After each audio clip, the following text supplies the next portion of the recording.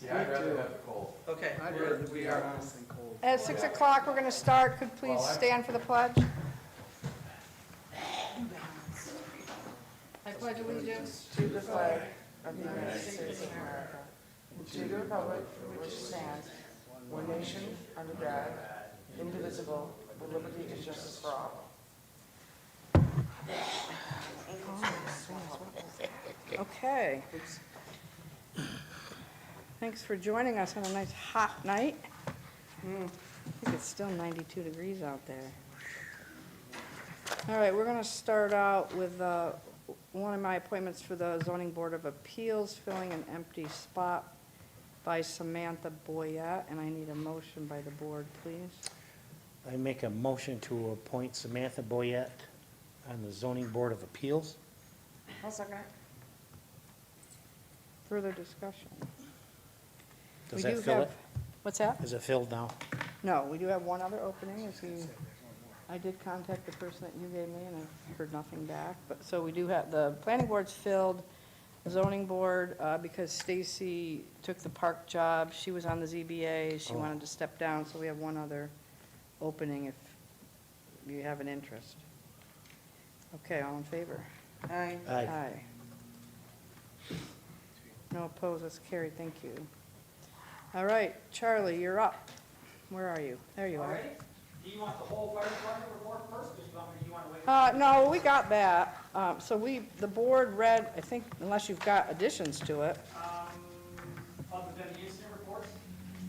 Yep, I think we have it all. Just, the sewer system at the firehouse? I didn't know if you guys had the quotes or That, I don't think we do have. you had. I read it. I don't know if you had It's gotten in a quote for the relining of the pipes. I don't recall getting any. Yeah, It's in your report. it's but in the that's all report, it but is. there's no quotes or anything. Okay, well, I don't have the quotes. but, Okay. I think it was like 25 grandish, somewhere around there. Ooh. It's probably far cheaper than what it would take to dig it.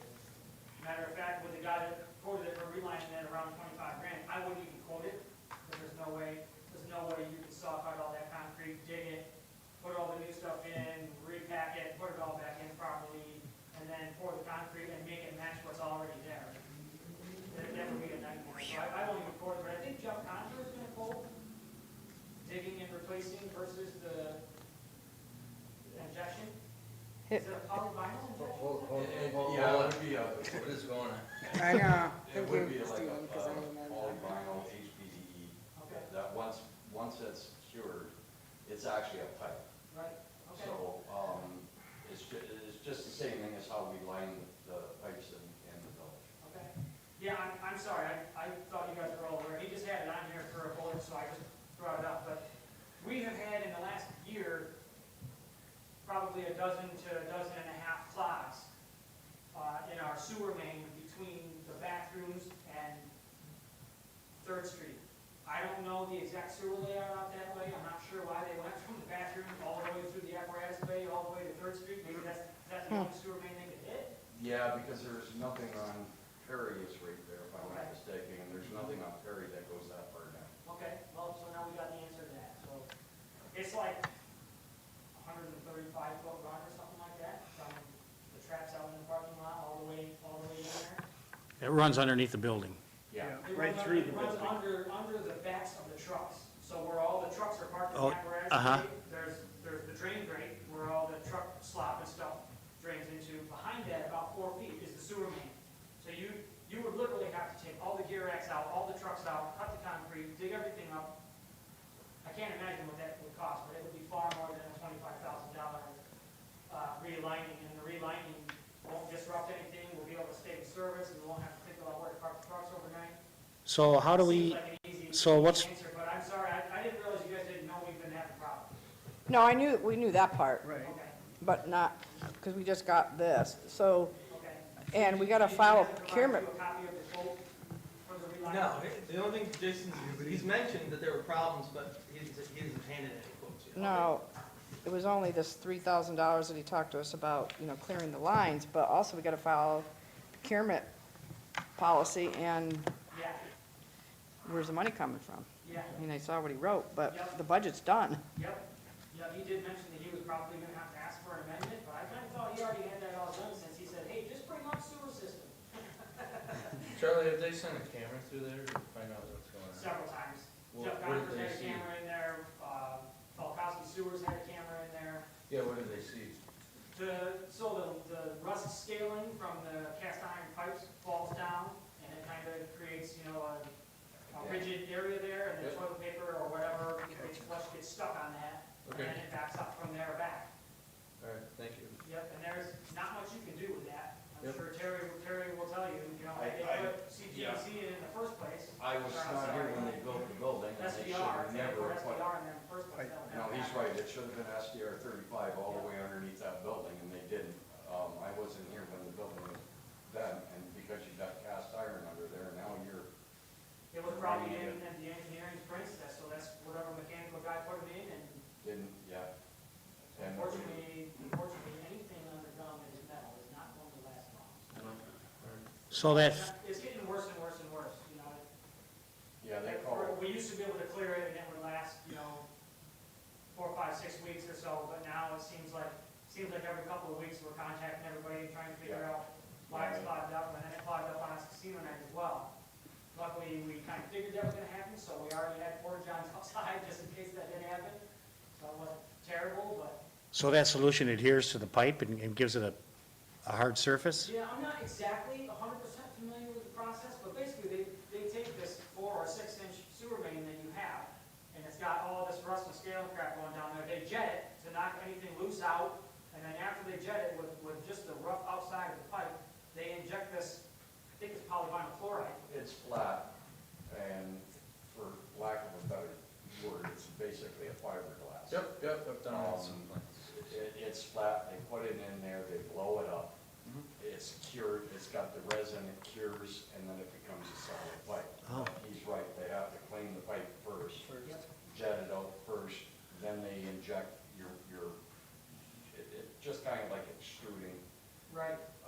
plastic, they inject that into it, and with the cure, same thing we get to a lot of our village streets. Yeah.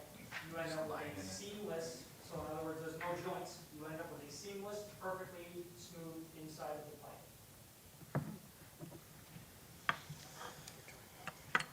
Okay, more to come on that. Yep. All right, so 4 of the board members were at the technical training at the fire department. Bob wasn't there, so did you want to talk about that? I do. I asked Jason if you guys had wanted a little presentation. He said he did. I'm prepared to give it unless you're all comfortable with whatever it is we had at the firehouse. The one I have here obviously won't be anywhere near as in-depth as it was down there, but I'd be happy to hand some paperwork out and give you guys a little run through if you want. Yeah, well, Bob hasn't seen it, so that would be good, because we've got some follow-up questions, and we got more work to do on that, which I can talk about. Okay? Sure. Piece of cake. Let me hand some of these things out. I didn't know, do you guys have a projector thing in here? Like if somebody wants to give a little slideshow or something like We that? do, but Other we- than that one? I wouldn't be set up at the moment, but Okay. yeah. All right. I figured that, so I printed. You're Well, not allowed that to wasn't come, open. you're not allowed to come back here, it's Is this all the same, Charlie? top secret. Yep, I just want to make sure there's enough there and then. You would have had water all over you. some out to the crowd. Still going all the way around? Oh, there's more. Sorry. Yeah, I only printed like 18, there's a lot of paper here. Here, we're gonna send you back some.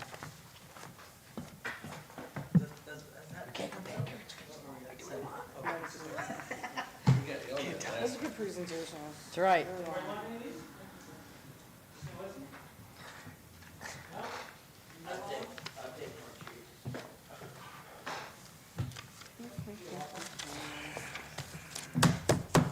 Okay, Doctor. Thank you. So, Officer? What's- I think pretty much everybody in here knows me. If you don't, my name's Charlie Scaptura. I'm the first assistant chief of the Watkins Fire Department. I've been in for 20 years. I've been an emergency medical technician for 18 years. I teach technical rescue in several departments in Scarlet County and several departments in Chemung County.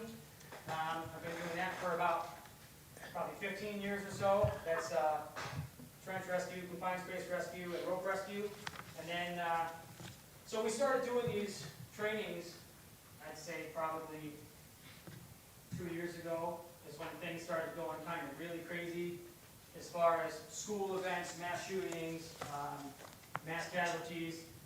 You know, you're starting to see an uptick in these types of things. NFPA has come out with this new, it's not really new, but it's somewhat new, NFPA 3000, which is your local fire department's hazard response plan for any type of mass casualty or any type of major incident that might be overwhelming to your local resources or who you have available at the time. When we were doing one of those trainings, which was at the high school, the school did a really good job. They had a bunch of students there, and they were all dressed up with like fake knife wounds and fake gunshot wounds and all this other stuff. And that was when we realized that there was a gap in medical care. And the gap in medical care was when you start, I'm sorry, I guess I shouldn't say when you start, when you're dispatched for an event like that or an incident like that, first of all, it's complete chaos because do you get right there? Do you not get right there? Do you stage? Is it a law enforcement issue? Is it a fire department issue? Has the threat been dealt with? You don't know any of that, right? But you want to help. You're trained to help. That's what you want to do. Anyway, so for incidents like that, generally, or in the past, you stage. Your medical people stage, your ambulances stage, your fire trucks stage. Everybody stages and waits until law enforcement has gone in, done what they need to do. They took care of the threat, or they've established the fact that there is no longer a threat, one of the two. And then it's okay for you to go in there. The bigger problem with that is that if there was a student that had actually been shot, if they had taken a shot to somewhere severe in the chest, which could create a pneumothorax or a deflated lung or a collapsed lung, or they take a shot to, say, one of the femoral arteries, anywhere from the groin area down, if that is severed, you only have 90 seconds left of life before somebody has to provide an intervention. Without that intervention, you will run out of enough blood to survive. Okay? And you'll see in some of these, I'm going to call them slides, but they're pieces of paper. So the school events and things like that, there's some statistics in there. 30% of the people that die in a combat type situation died because they lost blood. They just didn't have a way to stop the blood from coming out of their body. Okay? 17% of them passed away because the medic that happened to be working on them did not recognize the pneumothorax or the collapsed lung, which is fairly easy to deal with out in the field. It's not perfect, but it's fairly easy to deal with out in the field. You can usually fix that. And then the third one is only about 7% of the time, and that is a mismanaged airway. So you need to find a way to get air into the lungs and out of the lungs efficiently. Without that, you stop having homeostasis and you pass away. So anyway, I don't want to try it. I'm going to try to go as fast as I can without wasting any of your time. Medicine in a technical environment. Second page in, who are they? You don't normally see what you see in that picture all the time, right? The picture kind of, sorry about that, the printer didn't print it in color. That's firefighters standing in front of a fire truck. They look like military guys, but all the gear they're wearing is actually medical gear, okay? So it is bulletproof vests, it is bulletproof helmets, but it's all medical gear. You're looking at emergency medical technicians, paramedics, nurses, doctors, physician's assistants. It's likely a joint task force or a multi-agency unit, which would be like the Sheriff's Department, the Washington Police Department, the Washington Fire Department, Montour Falls Fire Department, and then you take several people with specific special training, like we went and took, and you put this team together that is an emergency immediate response team for an event like this. Next one in is the technical medics, or the law enforcement medics, are assigned to the law enforcement team. They're responsible for providing care for the law enforcement team members, the innocent victims that might happen to be in the area, and the bad guy. We fix the bad guy as well. The next one in, the old standard of care for technical operations. You see there's a bunch of ambulances staged on the left-hand side. That's staging. That's normal for every call. And even here on out, now that we have a team that is available to even go in and immediately deal with threats, with people down during the threat, you'll still see staging. You have to have staging. Once you get people out of the situation, they need definitive care. They need a hospital. So they'll still be staging. The right picture, though, however, you can't see the color. I realized that after I printed it, but didn't have enough time to fix it. There's 3 mats under all those firefighters' feet. I don't know if you can see them. Top one's red, the middle one's yellow, the bottom one is green. The red one up top would be, so you bring your people out, that is your casualty collection point. So you start bringing injured people or children or whatever it is out to these mats. And depending on what's wrong with the person, they go on a certain color mat, and that determines how quickly they're transported to another hospital. If they're green, they can stay there, hang out, have a bottle of water. They probably just have a little cut or something non-life-threatening. If they're yellow, they're pretty much walking, but they're wounded. They obviously will need a doctor at some point in time, but it's probably like a broken arm, broken wrist, controlled bleeding, something like that. And then, of course, the red mat is if we don't do something, as soon as the next ambulance shows up, they will probably not make it. That type of thing. The paradigm shift is following several events, and this was printed or developed quite a few years ago. But this was, they're talking about Columbine, Virginia Tech, Mumbai, Sandy Hook, and then of course we have Parkland, Uvalde, you name it. And then I get some people, well, why is this relevant to Schuyler County? Schuyler County was one of the first places in New York State to have a mass casualty shooting right in our own courthouse at the Child Services, I believe it was, Child Services area there. Yeah, the guy didn't like the outcome of his child support or something like that, or custody, one of the two. He didn't like the outcome, so. Yeah, so that was, it's not a matter of when it's gonna, or how it's gonna happen, or if, it's a matter of when. It will happen. It just depends, whether they get caught before it happens or whether they get caught after it happens. Also the paradigm shift, so why are we trying to incorporate medical people in with law enforcement to get right in immediately?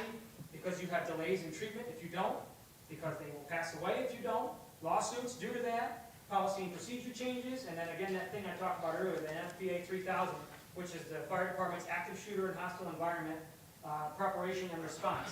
We must provide for every area in our authority having jurisdiction a special pre-plan for if there's a shooting or some kind of mass casualty at school or at U.S. Salt or at Cargill Salt or at Walmart or WGI is Montura's problem now, but it used to be WGI. Anywhere, the parks, wherever there could be lots of people gathered during some type of an event where something could happen that will overwhelm our resources. We are supposed to have an action plan already in place, ready to go. So if something like that happens, we can just say, okay, we're going to implement this plan. Our incident commander will come out, he'll get this list out, and he calls Schuyler and says, I need this and this and this and this and this and this and this and this and this, and then you get all this stuff coming, okay? The next page is just a little bit of information. That's your counter narcotics and terrorism operational medical support. That started in about the 1980s. And then Tactical Casualty Care Committee, which is made up of some military folks from Special Operations Center.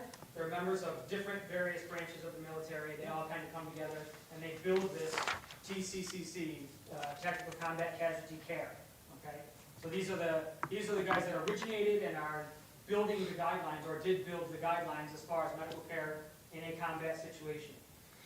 Tactical Combat Casualty Care, a brief history of that. It originated in 1996. It was first used by the Navy SEALs, Army Rangers, Air Force Pararescue, and then they made some updates, published in the Pre-Hospital Trauma Life Support Manual in 1999. National Association of EMTs endorsed it. United States Special Operations adopted it in 2005. It is now used throughout the entire United States military and numerous government agencies, law enforcement, SWAT teams, things like that. It's evolving into a civilian TEMS concept, Tactical Emergency Medical System.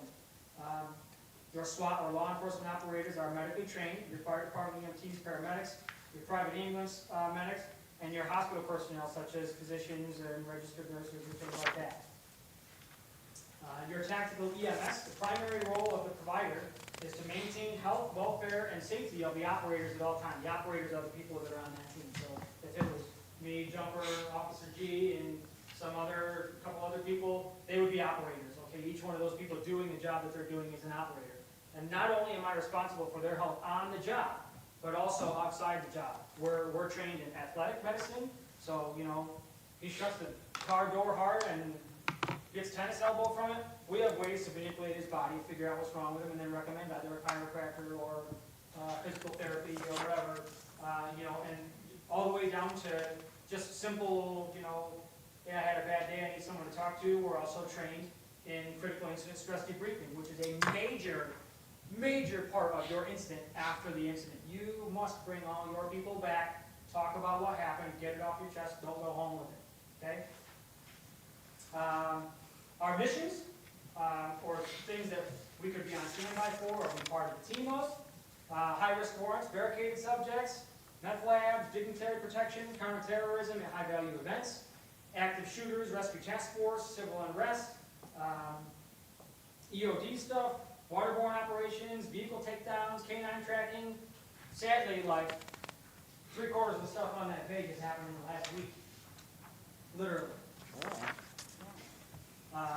So things that we offer: preventive medicine, team health, which was a little bit about what I talked on, medical intelligence or medical conscience to the law enforcement commanders. So if say, Sergeant Jumper is on the job and he is negotiating with somebody on the phone that may have their family hostage or they may have a hostage, if the hostage is injured and the bad guy maybe wants to provide a little bit of care for this person, they realize they made a mistake and they want to help them, we can coach Sergeant Jumper through how to talk to that guy to get him to help the injured person, or at least to let us know, here's what this kid's doing, here's what issues are, here's what the signs and symptoms are, and we can make a recommendation for what that guy might be able to do to help him off the job. We don't have to be at the scene to help him out. We contribute to the lowering of injury and disability costs. We provide rapid, life-saving medical support during dangerous missions. We provide medical support while maintaining operational security and the chain of evidence. And we establish the health, safety, and welfare of all persons who may be involved during law enforcement operations. Civilians, perpetrators, law enforcement, whatever, whoever it is.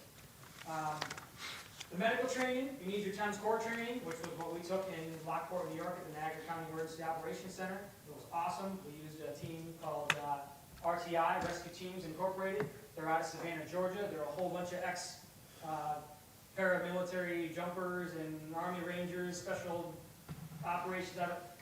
Their like credentials were like paragraphs of stuff. You just stop reading. It was so much there. They were amazing people. They were so smart. I was actually really jealous.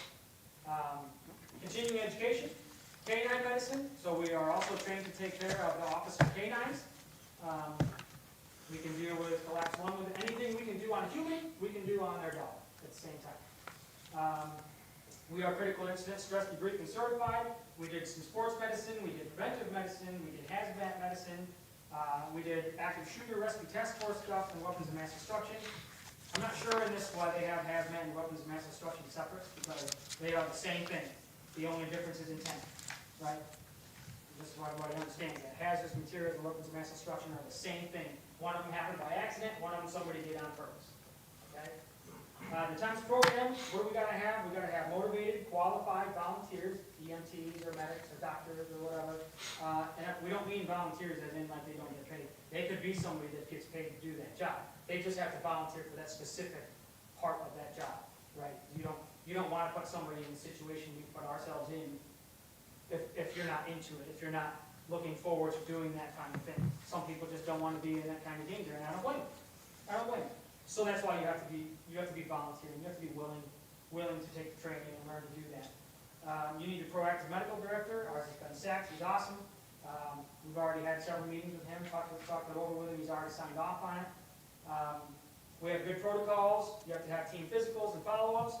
We're lucky. We're doing it through a fire department, so you will have to maintain an interior firefighter's qualification in order to be able to be on the team, and that is pretty strenuous. I'm not sure if any of you guys have ever gone through it, but it's not fun. It's not fun, and we have to do it once a year. You have to have contracts or mutual aid agreements, which we're working on currently. We have one with the county attorney, and I believe you guys have a copy of one right now. And then training requirements, you have to have your technical stuff, you have to have your medical stuff, and then the gear, you have to have your technical and medical gear. Your individual training and responsibilities. I know the one on the right, you guys can't really see each one of those bubbles because there's actually writing in there, but because it's not in color, you can't see it. But anyways, promote both agencies through your example to the community. You train your team in self-aid and buddy aid. So you train yourself to be able to fix yourself, and you train yourself to fix your buddy. So both. Social media, be very careful. That's one thing I should have touched on before I even started this. You know, I get that we're recorded and things like that, but, you know, we want to keep as little pertinent information about the tactical team as possible off of social media. You know, we're gonna have things on there that are like, hey, we started this tactical team, but we don't give any specific information like mutual aid policies, who's on the team. We're gonna try and keep most of that to a minimum, because the last thing you wanna do is have somebody that wants to do something bad. We don't want them to be able to research what we're gonna do as a reaction to what they're doing, right? We want to catch them completely by surprise, okay? So, you know, just, we need your support, but also just be careful what you say when you're out talking about it. You gotta integrate with the team, you gotta train in your full gear all the time, you gotta know your equipment and be an expert in your skills. You have to be physically fit, and you need to be a proactive liaison between your department, law enforcement, and your community. And then the last page is your March algorithm. I don't need to go too far into that, but the March algorithm is the difference between your basic emergency medical technician. So you have a trauma patient assessment, and you have a medical patient assessment when you're an EMT or a basic EMT. So you would go to a motor vehicle accident, and because it was a motor vehicle accident, you would do a trauma patient assessment. Well, while we're in our area, we do what's called the March algorithm. So you use MARCH. So first, if I was to get there for somebody down, the first thing I do is check them for a weapon. If they have one, I take it. I make sure I'm not going to get myself hurt. And then I go through MARCH. M is massive bleeds, their mentality and whether I need to move them, their airway, their respirations, their circulation, and then I need to treat for hypothermia, which is going to be covering them up with a blanket or whatever. It's literally that quick. It takes about 45 seconds for you to do a complete evaluation and provide interventions to the person that is down. That way you can get out of the direct threat area. Our goal is also to assist law enforcement in having a successful mission. So hopefully we can, you know, get in there, we can get the job done, and nothing bad ever happens, right? We can plan for the worst and train and have all the right equipment, and if nothing ever happens, perfect. That means things are going well, but God forbid we do have the need for something like this. It would be nice for it to be available on the job. Human and canine life safety, both. It's all funded by, mostly funded by donations, at least for the future on out. We hope for it to be funded by future donations. However, y'all were nice enough to allow us out of our budget to take the amount of money out to get started with the personal protective equipment and training, which was very expensive. And then, of course, our last goal is to stop all three major reasons of death in combat, which is bleeding out, tension pneumothorax, and improper airway management. And now I'll answer questions. So I have several questions, but I don't know if you want them over the air, so I'll talk privately I with mean, you. as long as you're not saying like whose name or where do you stage or, What about equipment? yeah, that's fine. So you guys aren't, so the people understand, you're not what are the guys that come in and, you're not a tactical force SWAT team, you're not SWAT. We are not armed. Okay, so that was the next question. So, because some of the pictures that were posted showed guys with, Yeah, so we So- are not armed because our agency does not allow or provide for it. When we took the class, you took that class with the AR-15 framed rifle, the MP5, the MP7, the MPX, and the Smith & Wesson MP 45 caliber handgun. So you had your primary weapon, your secondary weapon, and then, yeah, every training we did armed. okay, Or with sim arms. but you're not gonna have, because I think that that's sending the wrong message. We only trained that way because they teach both fire departments and law enforcement agencies. So Right. That you end up in this conglomeration of a team of people and you train the way they would teach you to do it if you were part of a SWAT team. Okay, And so what I so think we're overtrained technically. for you guys, so that people don't misunderstand Right. that you're not a SWAT team, I We're wouldn't not. post pictures with you guys, with these guys with guns, Yeah. if you know what I'm yeah. saying. No. My daughter actually pointed that out to me. Did you? Yeah, Yeah. because it was online. Yeah, they had a flyer, so they printed a flyer out, and, you know, they're like, can we put this out? I'm like, I don't see anything in the pictures that's gonna hurt anybody. We've had a couple people ask, and we just tell them, you know, so that was our training. When we took the training, you take the training for, you know, as high level as you can possibly get regarding tactical medicine, which was armed, you know, so you would either be,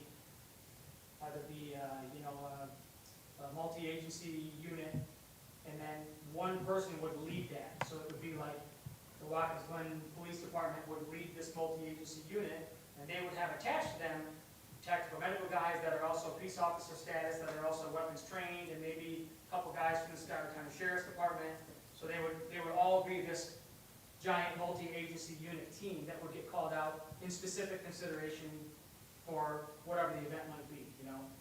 Generally, we're better off if it's a situation where somebody has a hostage or somebody is barricaded and they have not already pulled the trigger. So if somebody has already pulled the trigger, in an example, school shootings or things like that, you've already got problems, right? Because you have to get those people to wherever the stuff is staged, get the equipment on, get on the scene. You know, by then, unfortunately, you are probably going to have some casualties before you finally deal with the threat. So we're trying to make it so that we're already on the scene and prepared to go in the event of that type of situation. But, you know, some events you just can't. You just can't. You can't outguess the public. You never know what they're going to do. That's right. Yeah. Yeah, I was surprised to see the fundraising out, because we still got some steps to do from the board's perspective. So just a little caution there, because we're not all the way through all the steps, so, Okay. and it's gonna take, you know, I'm working with the attorney, the board has the information. So I was a little surprised to see that, and the pictures too, because, you know, I know you don't want it on social media, but it's on social media, so. Yeah, I mean, there's nothing there that says like, here's who they are, and here's where they're gonna stage, and here's what they offer, you know, within the first 5 minutes, or, you know. Right. We just don't care that they know that we have a technical medicine team, we just don't want them to know, All the specifics. specifics about where we might be, or. Yeah. How you're gonna do it. how- Or how we Yeah, can do I can, that. I understand Yeah, that. yep, They were just questioning the gun thing. sure. Yeah, actually, I didn't even think about that. I was like, no, that's cool, it's our training, but we'll take that out. Yeah, we definitely got some Probably questions. We'll take it out. Yeah. I'm good. Other questions from the board? No, I don't, Charlie, do you guys have, what they actually do? I mean, before we really start digging into this, and understand the direction of it, do you guys have like a business plan formulated or forecast? I got from the presentation you did last time, which was very good. There's some equipment needs that you guys need for your special team. Yep. But like, Mostly just like a communication. forecast plan for the board, just so we can understand it. It's like, all right, this is what this means, this is the type of training that they need to continuously have or not have. I don't know. Yeah, once you have the original tactical medicine. That's just one piece, like, is Right. there other things that you guys need that Nope, you guys have written up, like, hey, this is our ethos of running this program? right. No, there's nothing else. No, we're already pretty much as high as we can get. The next step would be, get our mutual aid agreements and then train. When I say train, I mean like, if we end up going mutual aid to, say, the Watkins Glen Police Department, we should, you know, meet up at the firehouse or here or wherever and do some evolutions, some fake evolutions, and just learn how each other operate in that type of an environment. Generally, you know, if they're going into somebody's house, we're gonna wait right outside the door. We're not gonna actually go inside that house with them, you know. We'll be close enough to be able to provide aid immediately, but not like spooning them, you know what I mean? We're not gonna be right there. Bingo, I think that's Yeah. a great point you just made. I think that's some of the stuff you might want to fill us in on, Sure, because I think that's some of the underlying questions. yeah, so That's to help you. I don't wanna give away a lot of the Right, tactical right. movements, but I think that might be another meeting, like. yeah, I mean, so if I did that, I would do it with the training, you know, and it would be worth doing that, you know, along with law enforcement or whatever, so that kind of everybody's on the same page, yeah. Yeah. Yeah, large buildings, schools, Target Assault, US Assault, Walmart, places like that, we will be attached to them, because you just can't get in there and find them fast enough to be able to deal with the issue. You would want to be right there, but single-family home where, you know, It's not big enough. One person has one hostage, we're probably not gonna send 40 people in there with medical certifications, because there's only one person really to save anyone. Yeah, so without giving away too much information, you know, it would depend on tactical movements, you know, and what type of tactical movement you choose or your law enforcement leader chooses to use and operate. As far as, you know, the business plan for it, there isn't much else we need to do other than training. We need some communications. I did get approval from the Washington Fire Company to spend $10,000. That will get us communications. We will need the headsets. The headsets are Bluetooth, so we can talk with each other on the team, and then we can just keep a mic and talk to Skylar at the same time or operations or command or however many branches of the incident command structure we've branched out with in the future or on that specific job. You know, that's what we worked on. Communication was one of the biggest things we needed to do. Yeah, and I think for another session, however we orchestrate that. Sure. I believe that's some of the information we'll want to discuss with you in like a working session or something. Sure. Depending Whatever you on want. Yeah, how Lori and the rest of the board wants. I started I a think li- that's some of the stuff we really need to dig Sure. into. Okay. I started a list of follow-up questions today, which I'll share with you. I haven't done that yet, and then we'll get back with you. Okay. But appreciate your time. We got to move on. Absolutely. Very good. Thanks, Charlie. Thanks, Charlie. All right, Ian, come on up. I can follow that, but I'll be quick. So, my name is Ian Smith, I'm with Central Watershed Energy Municipal Organization. I think I was here about a year ago to ask you a very similar question about a grant opportunity. So, I try not to tell anyone here, but Catherine Creek is our largest source of sediment deposition in Seneca Lake in the entire watershed, in order of magnitude of almost twice as much as any other drainage. And then there's a couple reasons I think that might be, and the two that are principally at my mind without being able to prove it at the moment, is the diversion channel itself.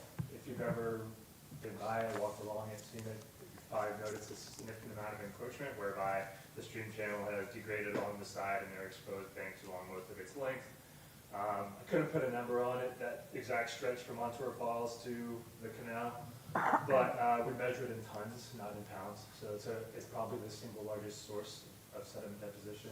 I don't know how you would define single. Largest area within the Catherine Creek drainage basin. And another big problem is the barge canal itself, which is influenced by lake level, obviously, keeps water in it, it's usable, air quotes, as a marine and boat access. But when the natural, say the diversion channel hits the barge canal, all of the energy falls out, right? Because the barge canal is very still water, it's dredged. So it becomes a natural accumulation spot for a lot of that sediment. It sits there, and then when a large event comes along, suddenly you have a large flume and push it out into the main part of the lake, out by the break wall. So one of the things that I think we could do to solve a lot of this problem would be two things, actually. One would be to reshape the existing diversion channel to accommodate for the existing flow conditions, which have changed a lot, as they tend to do over the years, and as the existing data from the USGS gauge says, it's getting a little, let's just say it's undersized for what it was designed to do as we move forward into the future. So reshaping the channel so that we reconnect it to its floodplain and actually enhancing its ability to absorb, or at least to allow excess stormwater to settle out and slow down on the floodplain within the channel itself is one goal. The second goal would actually be to, under certain conditions anyway, reconnect it to its original flow path, which is the marsh between the canal and Rock Cabin Road. That obviously, that flow path was removed when they built the I don't know if you want to call it a dam, levee, whatever you want to call it, that directed the water around Montour Falls into the barge canal, isolated it from the marsh. The marsh is probably the single largest sediment and nutrient reduction system in the watershed, if we could get it back to some sort of functionality of what it actually formed under, right? By isolating it, it's receiving probably less than 10% of the stream flow that formed it to begin with, right? It's just Jacobs Creek, or Johns Creek, sorry, which is a fraction compared to the water that's coming out of Catherine Creek and what formed it to begin with. So what I'm looking to do, at least at the start, is to do what we call H&H modeling, which is hydrologic and hydraulic. So we look at the nature of the water flowing through the system, both in the wetland and in the diversion channel. And we also look at what would we do to shape it, hydraulic, to move it through the system in the way that we want it. How can we reconnect? How can we establish that connection? How can we get water onto a floodplain that is no longer currently attached to? What's the capacity of the wetland to absorb water? To do that, there's a grant opportunity currently available through the CFA, through the, let's see if I can get this right, non-agricultural, non-point source engineering planning grant. Did Fred send this out with everyone? I think we got it in the, It's in the packet. Yeah, it's not hugely detailed. I don't want to Yeah. print you out the 20-page descriptions within the full CFA. The program, I had hoped it passed, it had been open to nonprofits. So I was hoping to run it through HWS, which I'm actually employed at through an agreement with the town of Geneva and HWS. But this year it's only open to municipalities, so I need a sponsor. I don't need money. The grant program provides up to $50,000 for engineering analysis, and it requires a 10% match, which I can provide through my time, which I contributed to, so thank you for that. And we also have some additional money through SWIO and some other organizations that have offered additional funds in the event that we were successful in getting the grant. What I do need beyond the sponsorship, this is reimbursement based, so I need a municipality that has capacity to pay a bill, submit a reimbursement to EDC, Excuse me. and wait for that period to get the money back from reimbursement. So there's no cost to the village, but there is a temporary outlay where you would have to pay a bill and then get reimbursed, usually around 60 days. I approached Montour Falls, Mayor Ryan's interested in the project as well, because it would potentially address some of his concerns around their drinking water wells, which are located there along Jones Creek. So they have additional concerns specific to their community. But they don't have the funds this year to do it. And if you're not aware, the Bond Act, this is the first year they're allocating some of the Bond Act dollars through the CFA programs. The current word is it'll be about a 5-year process, so the sooner we can get started, the sooner we have the likelihood of access and actual dollars to do any work that the engineering analysis proposes before that expires. So that's why I would like to move this year, and I'm here to ask to see if you have the capacity and willingness to serve as a municipal sponsor. We served as a sponsor last year on our DOS funded grant, which we've completed the paperwork and are waiting on. But it would work the same way. I handle all the admin, handle all the billing with Fred and your other bookkeeper. So really it's a matter of outlaying the cost until reimbursement and signing paperwork as it would be necessary. I think it's a win-win. I mean, we're constantly, the canal's getting, seems like it's full all the time. We dredge. Yes. I mean, if that's gonna divert some of that, or most of that, I think it's money well spent in the long run. New What's York the- State's willing to let that go, to do that? They're willing to let it go. Will they let us build any work they Right. propose? Don't know yet. Because because what I'm saying is because it's a trout stream, first of all. So that's gonna change everything from that. So just to be clear, we're not talking about diverting all the water. Right. Out of Virgin Channel. So we've actually done this in the Cuca Alley. So very similar concept. We did an engineer analysis, the exact same thing, to basically set elevations for culverts to divert water out of the main channel of the Cuca outlet into the old Crooked Lake Canal, which is basically formed into wetlands at this point. So we've designed it so that under what we call a 1-week recurrence, so when the floodwaters get to an elevation we typically see once per week, just based on patterns, that water starts to divert into those depressions. And that's a trout stream, same concept. We're just trying to knock off a fraction of that storm water when it's carrying the most pollutants and sediment and divert some of that energy. So they permitted that. Yeah. Now, it's not Yes. an area of special concern, but it is a wetland as well, so. Right, I do understand that. what's the deadline, Ian? The grant is due at the end of July. That's the final, I forget the exact name, it's the 29th, but that's what we counted. And so what would be the ask of the village for the upfront? The total? Nothing. There's The no total? cost up front. So anytime, so we would have to go out to bid to an engineer firm to help do the work. I could do the hydrologic work, but not the hydraulic What's That the requires- estimated outlay? Is 50 grand, 10 grand? Probably about, I'm gonna guess to do both will probably be 60. We have additional local dollars available to us, but not enough. We need the principal funds for this. Can you believe that's a 60-day outlay? Yes, yeah, because the way my experience with DC works is you get a bill quarterly, specify that in your contract with any Yeah. engineering firm. Get a bill quarterly, turn around, 2 weeks, you submit your reimbursement to DC, takes anywhere from 30 to 45 days. So between getting a bill, paying it, and then getting reimbursed in 60 days. Now, if we get another COVID, all that's wrong. But that's- Yeah, it's very similar on almost how 200 other- days. Other grants work, certainly. So I think, unless the board has any other questions, we'll put this on for next meeting, because this is something that we'll have to talk about and vote on. Really appreciate your time, Ian, and appreciate the phone call. Any other questions from the Yeah, board? where's the throughway authority in this? Excuse me? The throughway authority?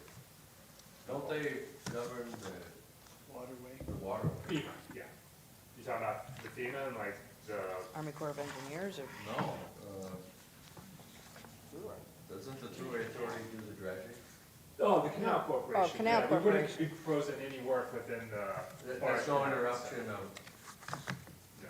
okay. yeah, that's a No. Canal Yeah, Corps. yeah, Canal Corp has, yeah, it's not a, They're down there now. it's the official navigable water. So they won't bother the water flow, keeping it low so they can't get those boats from Montour through? Because they've been having trouble the last couple of years. Terrible. with Low water. Yeah, it's, I'm talking to Mayor Ryan, it's not the water volume, it's actually the lack of water velocity, Right. because they can't get the dredging They up can't get- there yeah. to get the accumulated sediment out. The actual lake level actually goes a little bit up into the Virgin Channel, so it actually goes a little bit beyond Right. the docks there. Are you in the process of writing your grant request? Like, do you have a time frame that says you need an answer by us by a certain date? But like, No, I've already started writing it, So you already- I just don't have the. It's gotta have the sponsor. Who's the applicant, Okay. I've written all the long word questions and done the analysis and all that stuff. Yeah, what I had talked to Ian about, and I'll probably see him next week, is to maybe jointly do it with Montour, because then it's a shared agreement, it definitely affects both of us. I was gonna talk to Mayor Ryan about that and see if I can squeeze a little out of him. Fair enough. I'll let you shoot it out. I squeeze enough to keep myself on. All right, thanks so much, Ian. Thank you. Thank you. Appreciate your time. All right. Elise, I know you've been very patiently waiting. Come on up and tell the board what's on your mind. You gotta give us your, I think it's just a point of clarification, I don't have like some fancy presentation. no, I know. So Fred's gonna want your name and address. Okay, Elise Bowman, and Chris, actually, Chris and Elise. Chris is a lot easier to spell. Bowman is B-O-W-M-A-N, we're at 215 Lakeview, right down here. And we're adjacent to Padua Ridge, which is part of the reason why I'm here. So, along with a lot of other people, we went to the town of Dix to talk with the tax assessors. And we mentioned, what a great neighborhood we're in, the fantastically manicured lawns to the north and east of us. And then we mentioned the haunted house that everyone knows about, and the fact that there's now agriculture going on over what used to be Padua High and before that Glen Springs. Well, the officials at town of Dix were shocked that I thought this was a problem. They actually said, he has a waiver. And I went, yeah, but this is inside the village. And he Right. said, no, you're in lot such and such, and he's in the adjacent lot, and that entire lot has a waiver for agriculture from the town of Dix. And whenever I tried to say, but the village property, which is 11 acres of Olive Mortgage property, sorry, Padua Ridge property, is, and the haunted house itself, yeah, 216 itself. Yep, I showed them photos of the tractor with the hay baler, Yep. the mounds of grass yep, that was drying and turning into nice flammable even today, if you drive up there, there are bales of hay, from both of those adjacent properties, that are all baled up, some leaning against the haunted house itself, against the porch.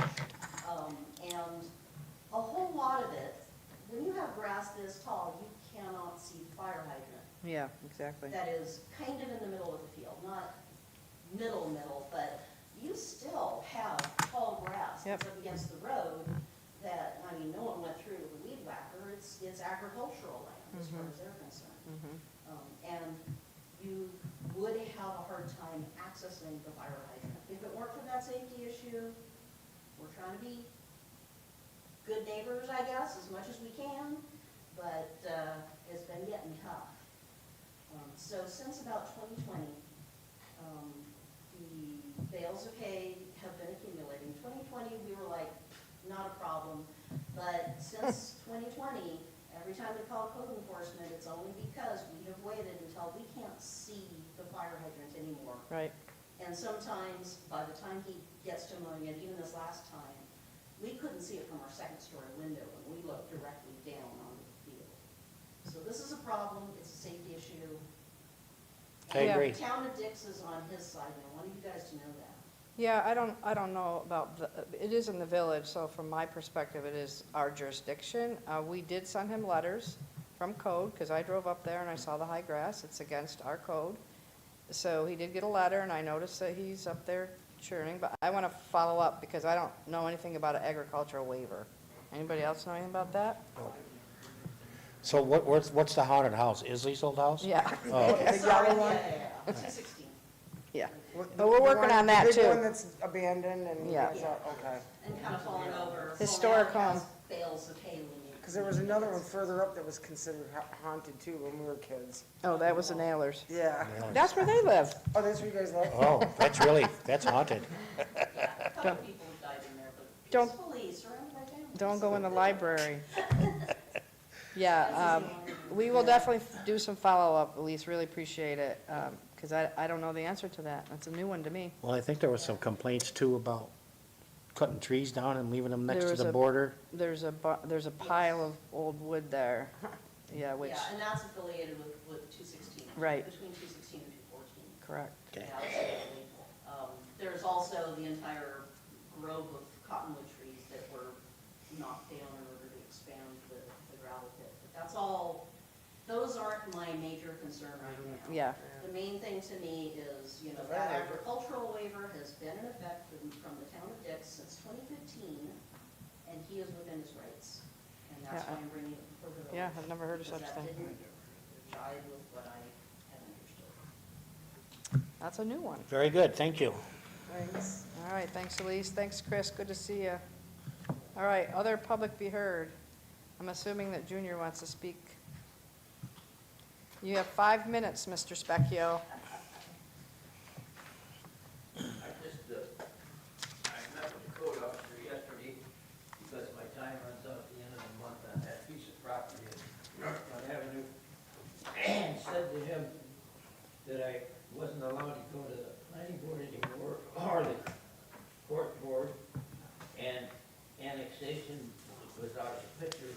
So I said, that's fine, I don't have a problem, and I don't need it, my situation was, when I was interested in that from Stever to begin with, I'm only interested in that property because I have a covered ditch that comes down through there and meets right to the corner of that property. And there's a big shale rocks there, rocks that I can't go any further with without being onto that property. So that was the reason for purchasing it to begin with.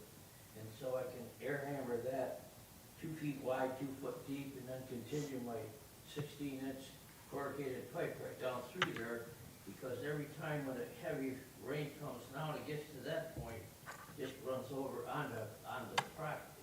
The only thing that, the soil and water's been up, and we've got it all approved to get here. Well, long story short, so I saw him yesterday and said, that's all I just need to do is to just get approved of that 10,000 some square feet that's there. Yeah, it doesn't, and I've got tons of money invested in that, but it won't, it doesn't qualify for the 15,000 to put a house on, I don't really care about that.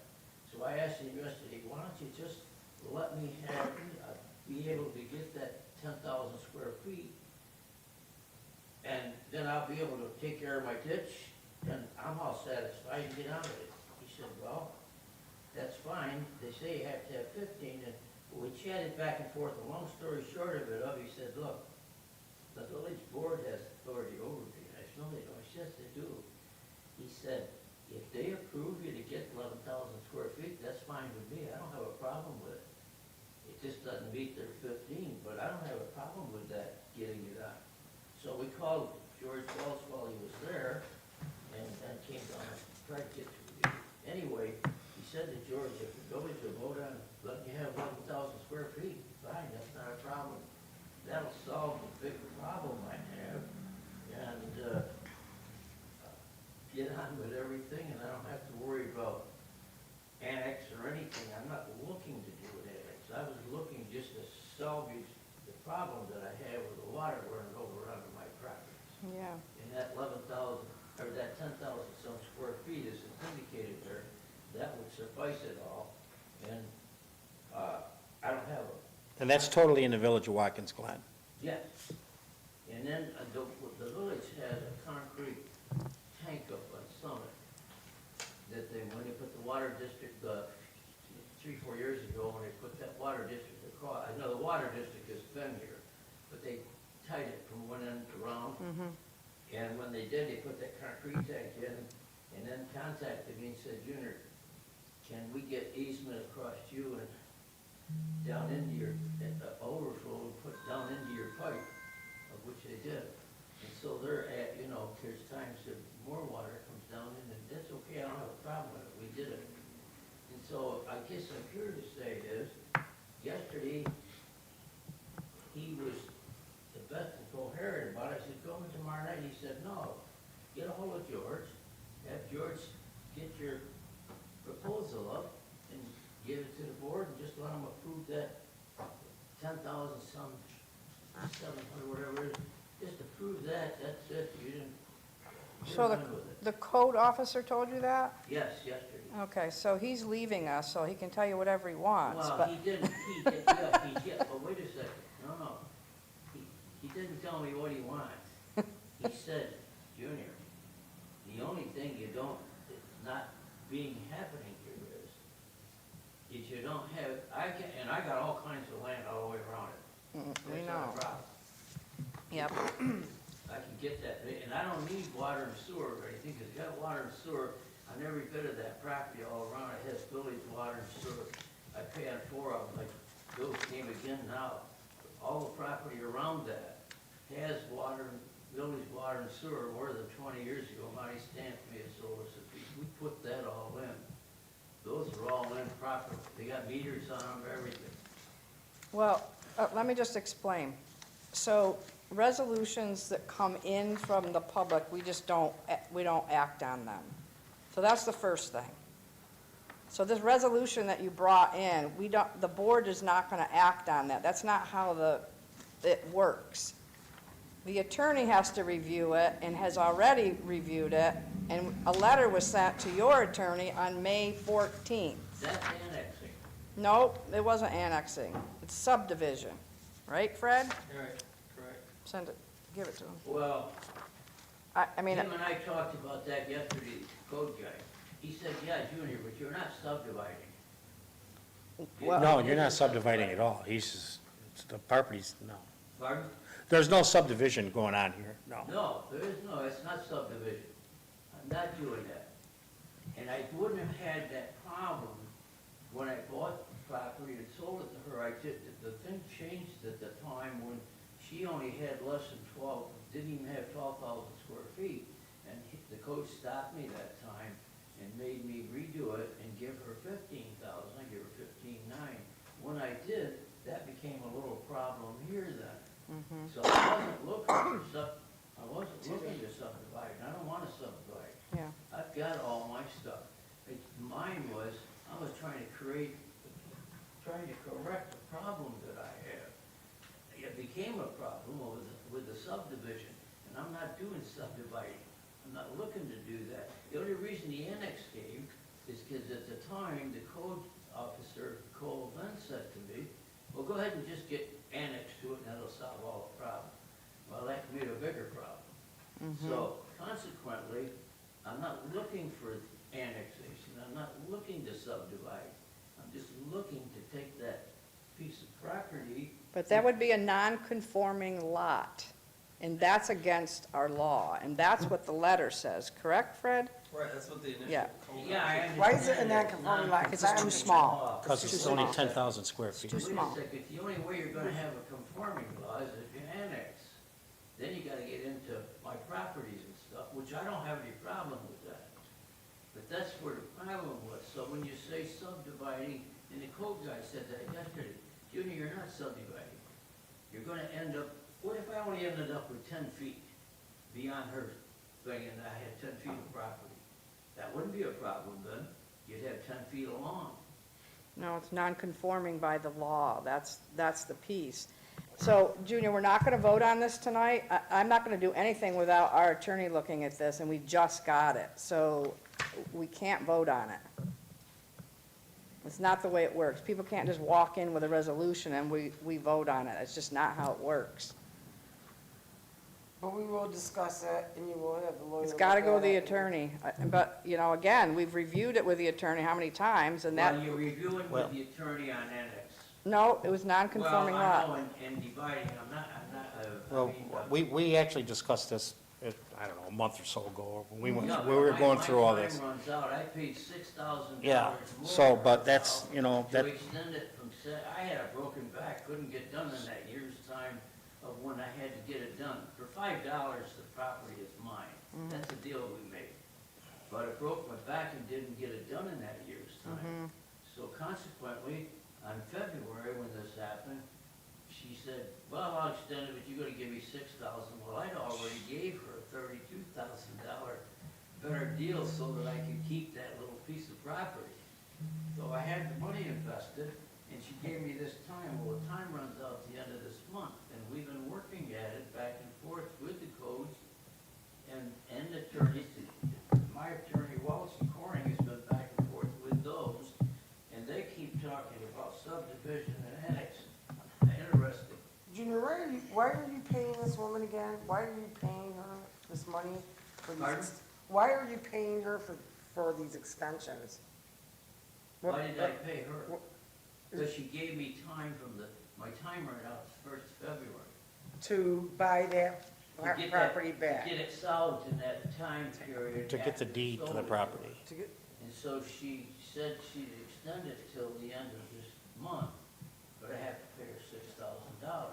So then George, I had Connie Miller, and she wouldn't do it any longer, so I went and got George Welch and Corning, the attorney, and he negotiated with those other attorneys, and when I go to the boards, they said to me right in the beginning, well, here, start all over again, Junior, this is back in February.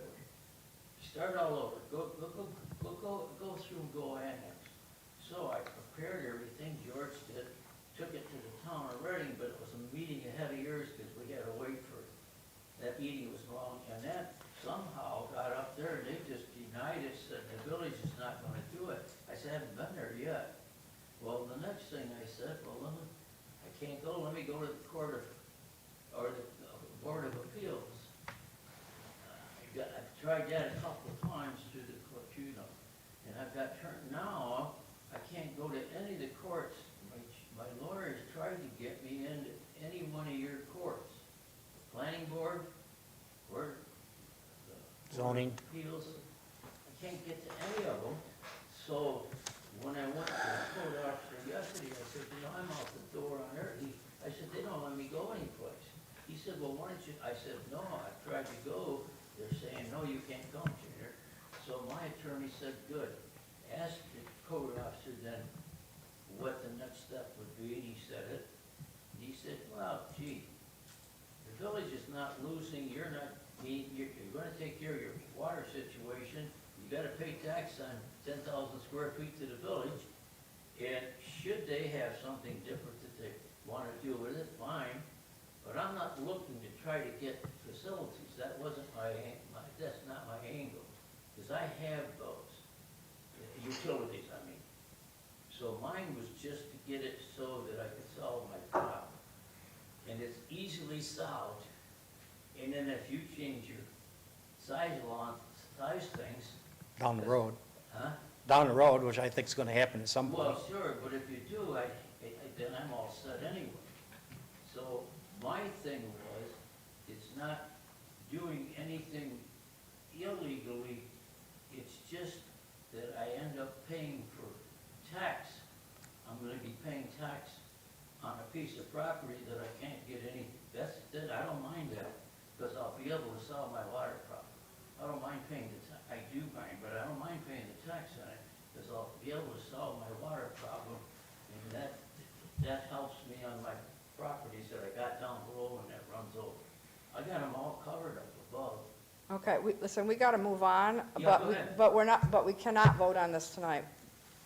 So I just want, can't see why you can't. because I'm not gonna do anything without our attorney. This is from your attorney.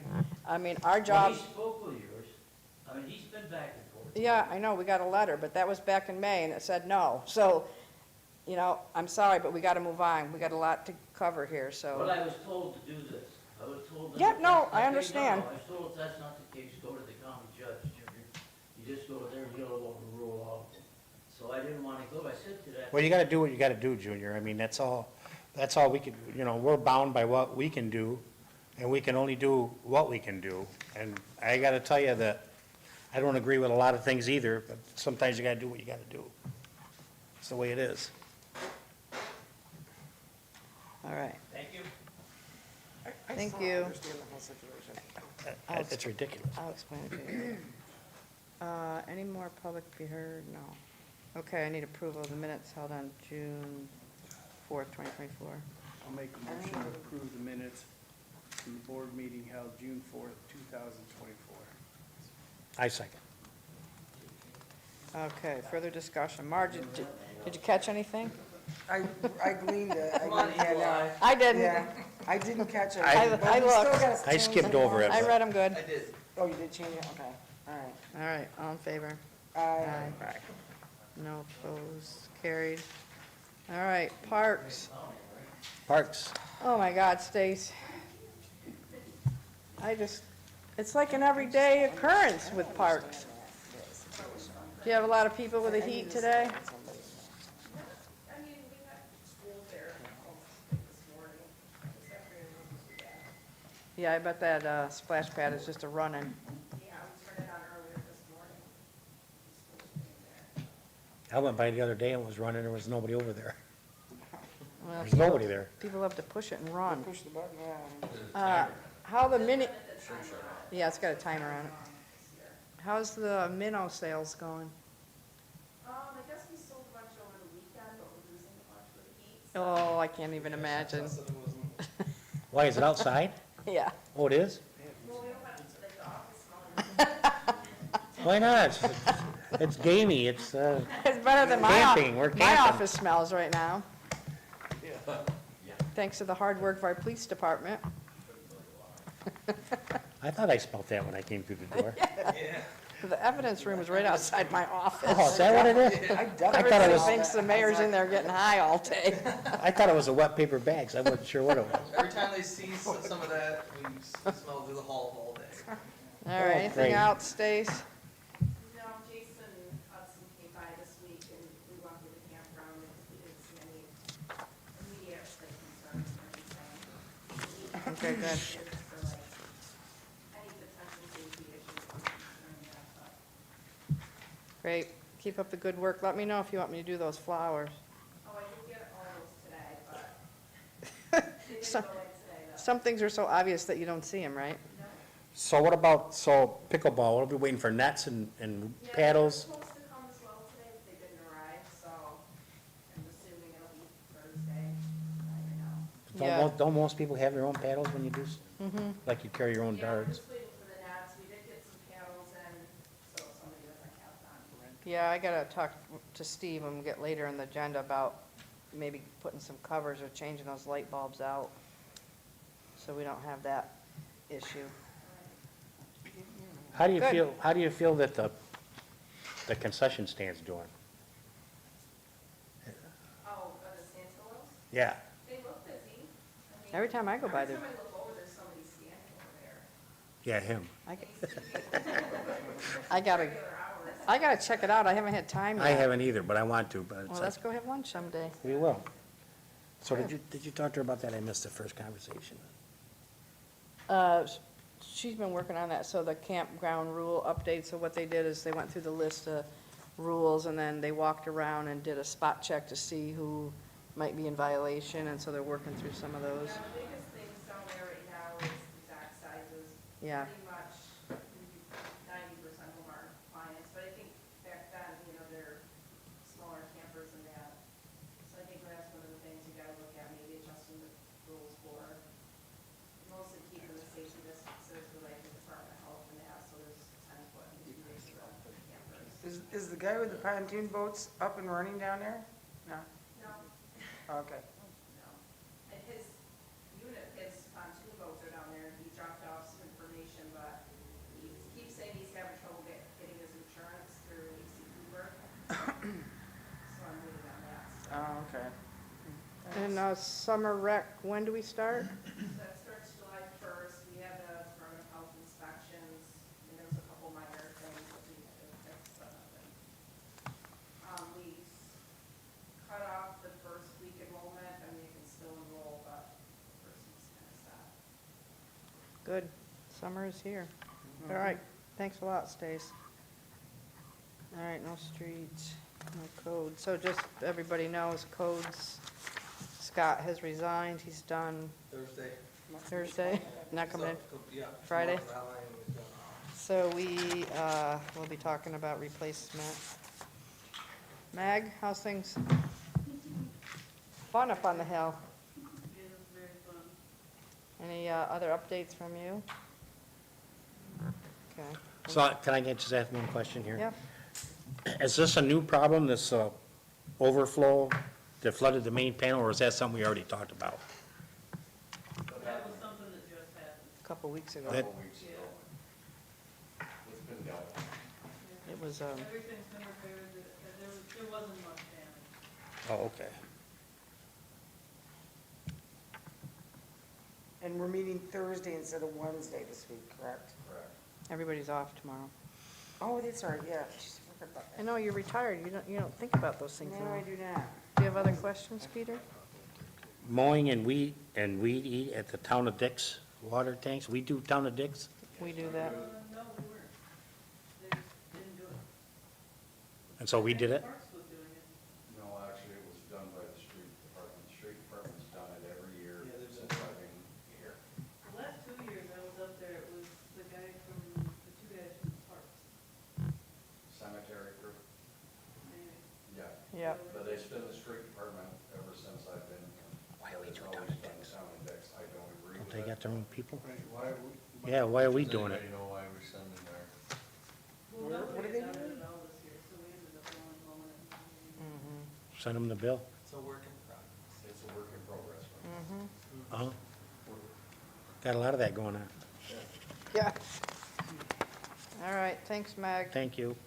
No electric. Terry, additional, No, nothing to add. That was out all last week. so. I know, we kept us quiet. Yep. Police, thanks for all your efforts yesterday, so proud of you. I know it was long days. And I called Officer Deloya at 6 o'clock this morning. My phone was going off, I'm like, what is going on? All right. And thanks to all the departments that helped, including street, fire, electric,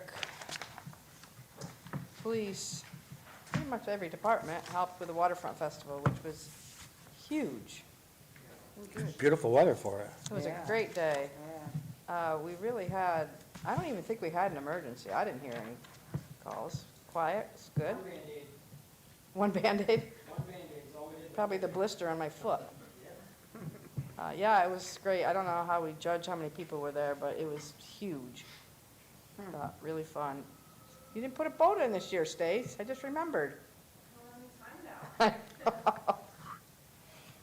right, so we went over our fire and no treasurer's report. Okay, I need a motion to accept all department reports. I'll make a motion to accept all the department reports. Second. Further discussion? All in favor? Aye. Aye. Aye. No opposed, it's carried. All right, so going on to voting items, first one's a special event application for Vera Francis' 95th birthday. 95, wow. Need a motion, please.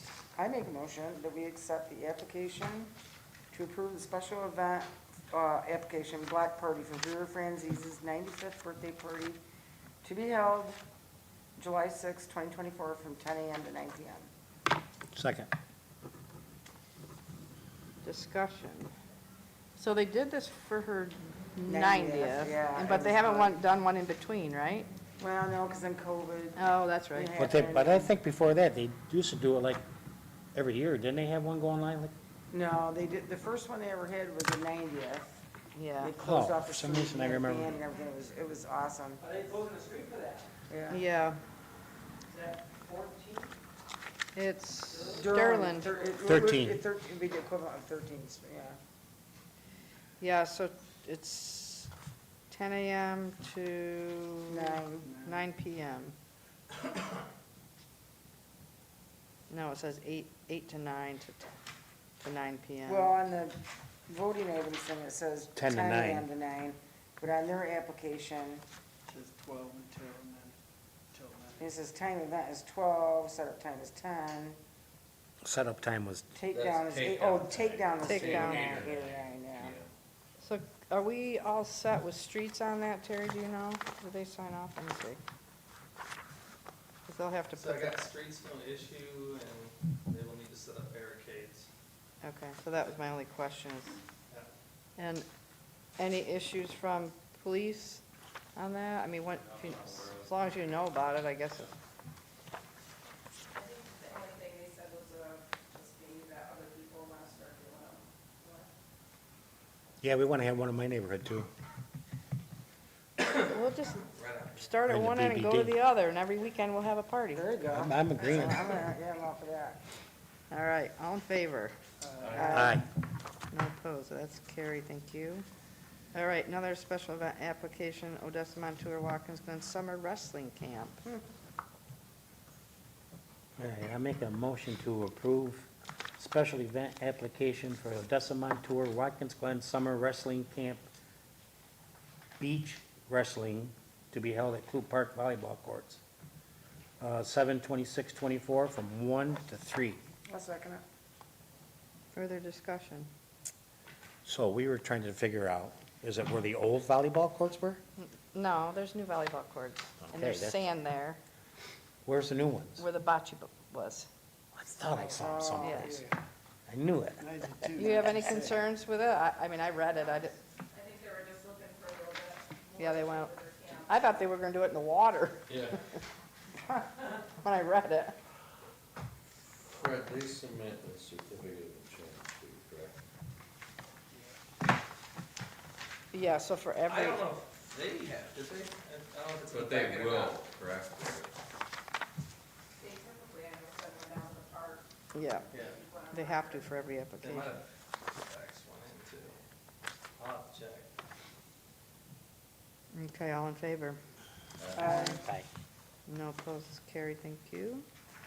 All right, the next one, and I'll explain this a little bit. This is an approval for the terminable easement agreement. I'll make a motion to approve a terminable easement agreement between the Village of Watkins Glen and Alexander A. Cole and Marjorie A. Cole residing at 301 Steuben Street. All right, so, Second? Second. All right, so this happens a lot, especially on the side hill. In the right-of-way of the village is a little piece of their porch. And so the house is sold, and so this is very typical that we provide a legal easement. If you look at the map, you can see the teeny little spot. so we're looking at this piece right here? It's right, my God, that's small. There's actually a house right behind it, it's the exact same thing, runs right on the line. Is Yeah, it where the main bearing property line is? it's right Is that here. corner? All right, those two lots? Mm-hmm. Well, it's the porch. That's a porch, this is a porch. Just the porch? And so it's a, Yeah. it's a, so This is the house and this is the porch. And this is. So we're trying to do this is the for front both, porch, So, this is yeah, the so we street, give them an easement basically to say they this can is sell the house and sidewalk, that the village and so this is the grass. is giving them the use of it. Their property Or is around it's the not same on the line. porch. So that's the property line. Corner of the house, Yeah. You're just asking for. It's those two little chunks there. Just this little spot right here, but they can't sell their house without. Without it, yeah. I'm surprised there wasn't It's very one, but, common considering there's yeah, the tons of neighbor's house houses is that the are on same way, so, this whole village. So, all right, other discussion? no, I think, All in favor? I, No opposed, it's carried, thank you. Can you just pass that to Fred? I signed that. okay, thanks. Okay, next up, Stacy's been waiting for this. We talked about this last meeting. This is about the outdoor benches for a memorial program for the parks. Need a motion, please. A motion to approve the Belson Outdoors as supplier for the Clue Park Memorial Bench Program. I'll second it. All right, so this is a follow-up from last week. This is the, This is a change, right? so this is the one that's like the benches on the pier. feels the heavy-duty guys. Yep, Yeah, so there'd be like they're, continuity throughout the village. Yep. Correct. and whoever is the sponsor, which would be whatever, family member pays the cost, we're limiting to 2 lines for engraving. The engraving is also part of the cost, so we don't bear any of the costs, family does, but there's definitely a need for it. I know somebody right now that's waiting for this, so, and you've got, what, 2 or 3 people? Yeah, 3, I got one confirmed, for around 1,000. Yep, But it looks like it's gonna be a little bit more, because I think this Belson company charges $100 per line. mm-hmm, mm-hmm. I did see if, like, 1 or 2 benches down there, so like 3 lines, most of them are 2. So last week, we looked at some others that weren't quite as sturdy, I think. The ones on the pier, wonderful. Have you looked at them? Yeah, they're Yeah, I went nice. down. Yeah, That's they're, absolutely fine. and they'll last a long time. I mean, our old program, they were wooden and they're pretty much all falling apart. So we do the ordering? Yes, so that way that we know that it's standard, and so that we don't have 14 different colors in the park, and it's a standard bench for the park in memory of whoever's requesting. We'll have to fill out an application, I'm assuming. We'll have to come up with something, Stace. All right. County might have one, actually. We could probably get it from Sheila. Other questions? Okay, all in favor? Aye. No opposed, it's carried, thank you. All right, last is hire Richard Pike at the park. Need a motion. A motion to approve the hire of Richard Pike II as part-time laborer for the Park and Recreation starting June 18th at $16 an hour.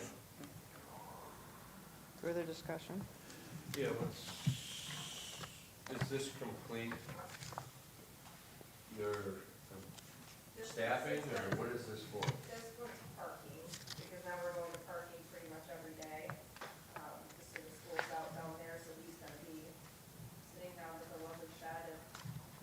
Okay, so he's parking, but does this complete your staffing need? Well, the only other person, Chantal and I were talking about is, it's hard for us with the amount of lifeguards, to continue it on through August, because a lot of our lifeguards go to college.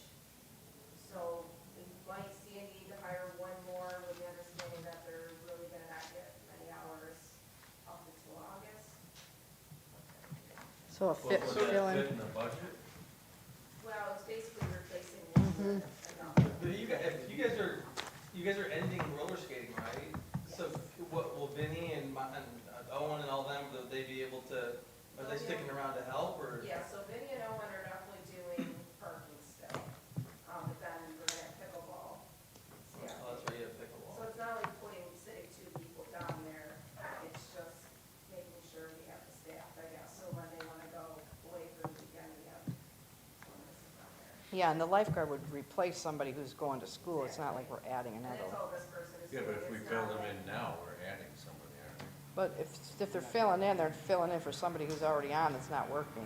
Yeah, So it's they're not just additional. basically- You're not sitting two people down there, it's just one's going away, Right. and one's gonna sit down. Filling in. I understand, but it's. Well, the other guy's not getting paid if he's not there. Right. That's the difference, you're just switching them Yeah, out. that's all it is, if, we're open, because we're open 11 to 7 down there pretty much, and we're only staffing parking from like 11 to 5, so it's either on split days, we might have someone there a few hours, and the next person comes out a few hours, they're not like sitting down there at the same time. And just I can say remind that me, The staffing this year or last year is much better. yeah, And, I mean, we have actually, we're working with less people than we had last year. Mhm. And they're good, so. Stace, just remind me, because I did get a call, and I don't want to get off subject, but do we still have the passes if you wanted to get a parking pass? It's like $56. Yep, so we have sold actually quite a few of those. Okay, Already this year, people coming in now, getting parking passes for the year. okay, thank you. All right, all in favor? Hold on, I just got one more thing. Yep, I sorry. wrote it down because I wasn't sure. Did we alleviate you from having to open the bath, or lock the bathrooms at night? We're working on that. Not yet, we've got some quotes Scott got for me, I think I'm not supply and getting the electronic. Yeah, it's in my box, I got to get it back to you. Yeah. Well, in the meantime, we can't have our guys do it? They're doing it. Oh, that's what I'm Well, they're asking. doing the They're loft, off the app. yeah, we got to get those orders. Yes. I just pulled it out of my box when I came in tonight. So Okay, yes, we're, okay, 'cause that's what I was Yeah. concerned about, because we don't need you gone on there doing that. oh my God, no. Okay, good. That's all I needed. Okay, all in favor, we have a motion on the floor. To hire Richard Pike, we went all the way around the Oh, block. I didn't know we didn't do that yet. Okay, Okay. all in favor? Aye. No opposed, is Yeah. carried. I got- well, Okay, now let's get this general audit approved for June 14th. I make a motion to approve the general audit dated June 14, 2024, for the total amount of $340,454.28. I'll second it. Further discussion. Bye, guys. Bye, guys, thanks a lot. Thank you. See you, Stacy. All right, all in favor? Aye. No opposed, carried, thank you. All right, a few board concerns. I'm going to skip this first one for a minute, just because I want to run through these others. I know people are tired. Yard bags, I didn't want to put it back, I didn't put it on as a voting item because we don't think we really came to a conclusion yet as to what we really wanted to do. So I just said we'll come back and talk about it. So it's been. yeah, so I want to have a discussion. I do want to get it on the agenda for the next meeting. I'd like to see where you all are at. Yeah, we I need mean, to I definitely have set my it. idea where I'm at, but where are you all at with yard bags? I'll give, That's where I'm. Give 'em out and- Same. I, Let 'em I go? say give out a certain number, and then it's it. After that, they gotta pay for it. I realize it's gonna, Pay for it, or we just get rid of them? Because you can get them at Lowe's. I have to say the same thing, I have to agree with Peter. Scrap it, we spend so much money on a budget that is a very tiny budget. And, we keep giving and giving and giving. And I understand, but you also have to understand, we have limited funds in our budget. Street department is one of the Leanest, yeah. departments in this village, and they can no longer afford to keep doing this. Okay. It's Yeah, just, it's one of the things that should probably. Yeah, that's where I'm at, because, I mean, I get mine at Lowe's. I kind of forget. I walk by them every day. We get some of them, but right from supply. Sometimes. Oh. sometimes they're, Yeah. What's your thoughts? Steve? I think we should have a certain amount charge them if they want to purchase them here rather than making our residents run to Lowe's or Home Depot. go to Watkins Supply. Do they, I don't know, so, Yeah, it's I don't, that's We what occasionally buy. buy them from there, sometimes we can't because they're out, but we buy Well, them mass quantities. so. We can, we can put a bug in their ear and say, hey, this is what we're planning on yeah, doing. I just, think, I mean, that money is- we wanna provide access to the taxpayers. Absolutely. That's a good point. It's a nice service, but it's $10,000 or more a year to literally fill a bag and then dump a bag, and it's just. I'm not saying it's give just- them a bag, yeah. I'm saying charge them for it, if they wanna have it.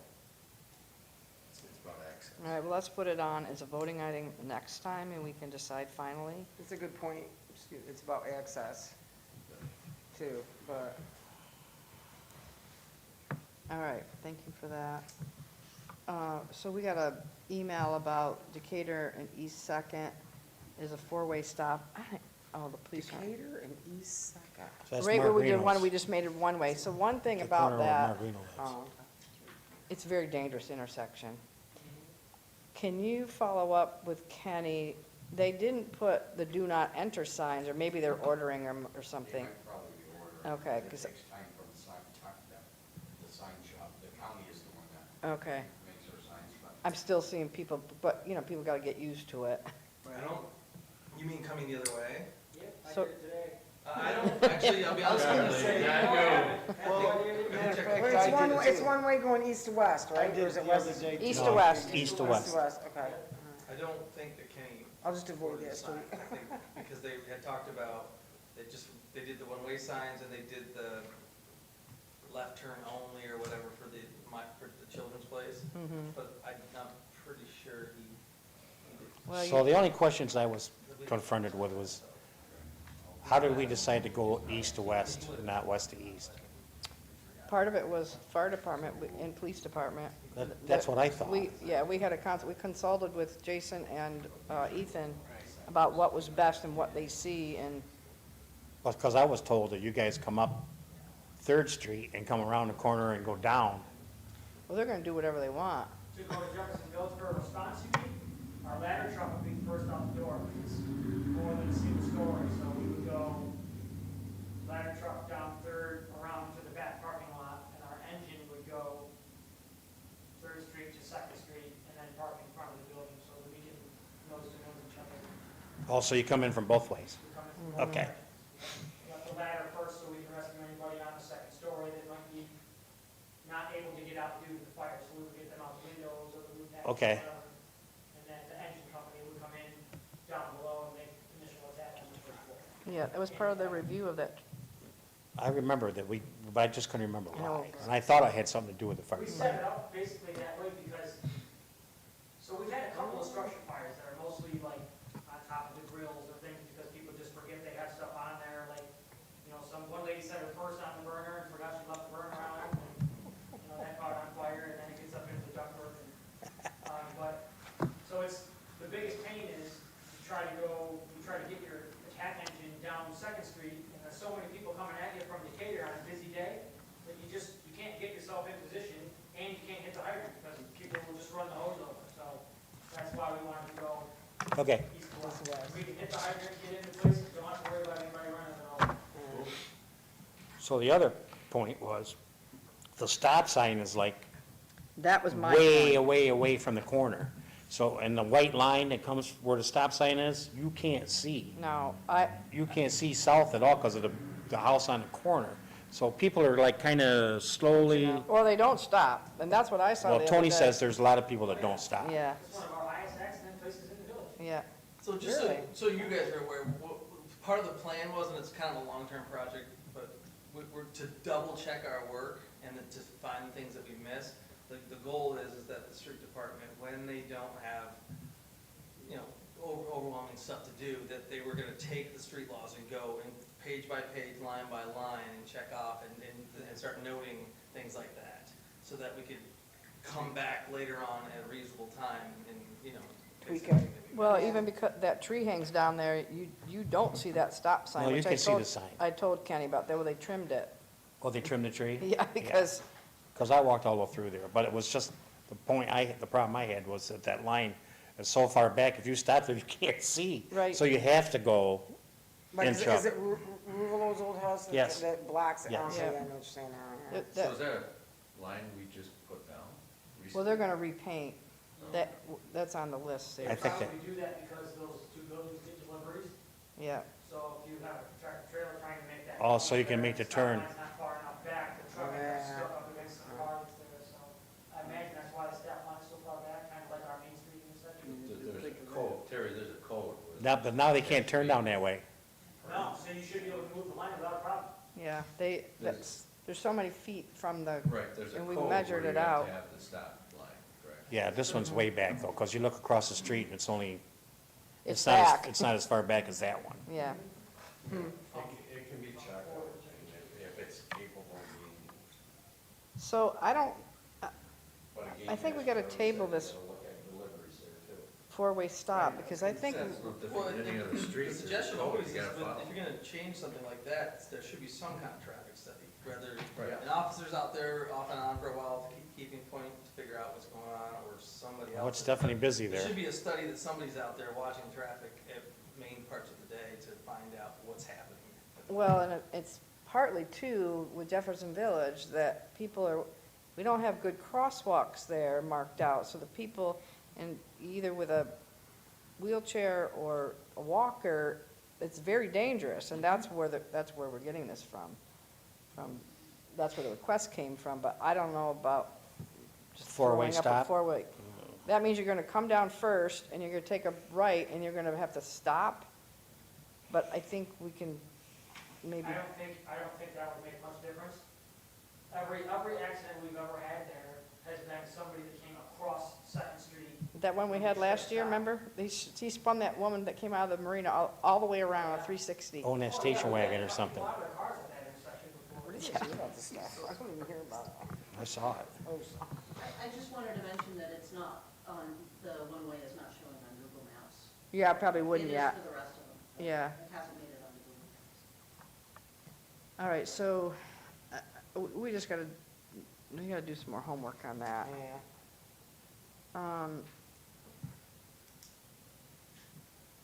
All right, so let's go to, so it says geothermal feasibility study, but it's broader than that. It's It about, is, yeah. so we got the $10,000 NYSERDA grant.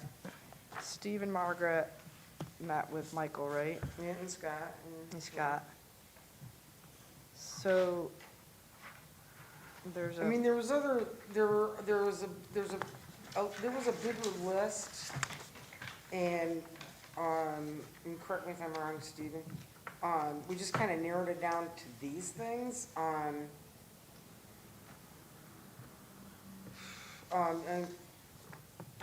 it was a little bit confusing, because he gave us a list of what you could do with $5,000, and then what you could do with $10,000, but then he said we couldn't do any of the $5,000 ones, so I was like, okay, well, so what'd you give us a list for?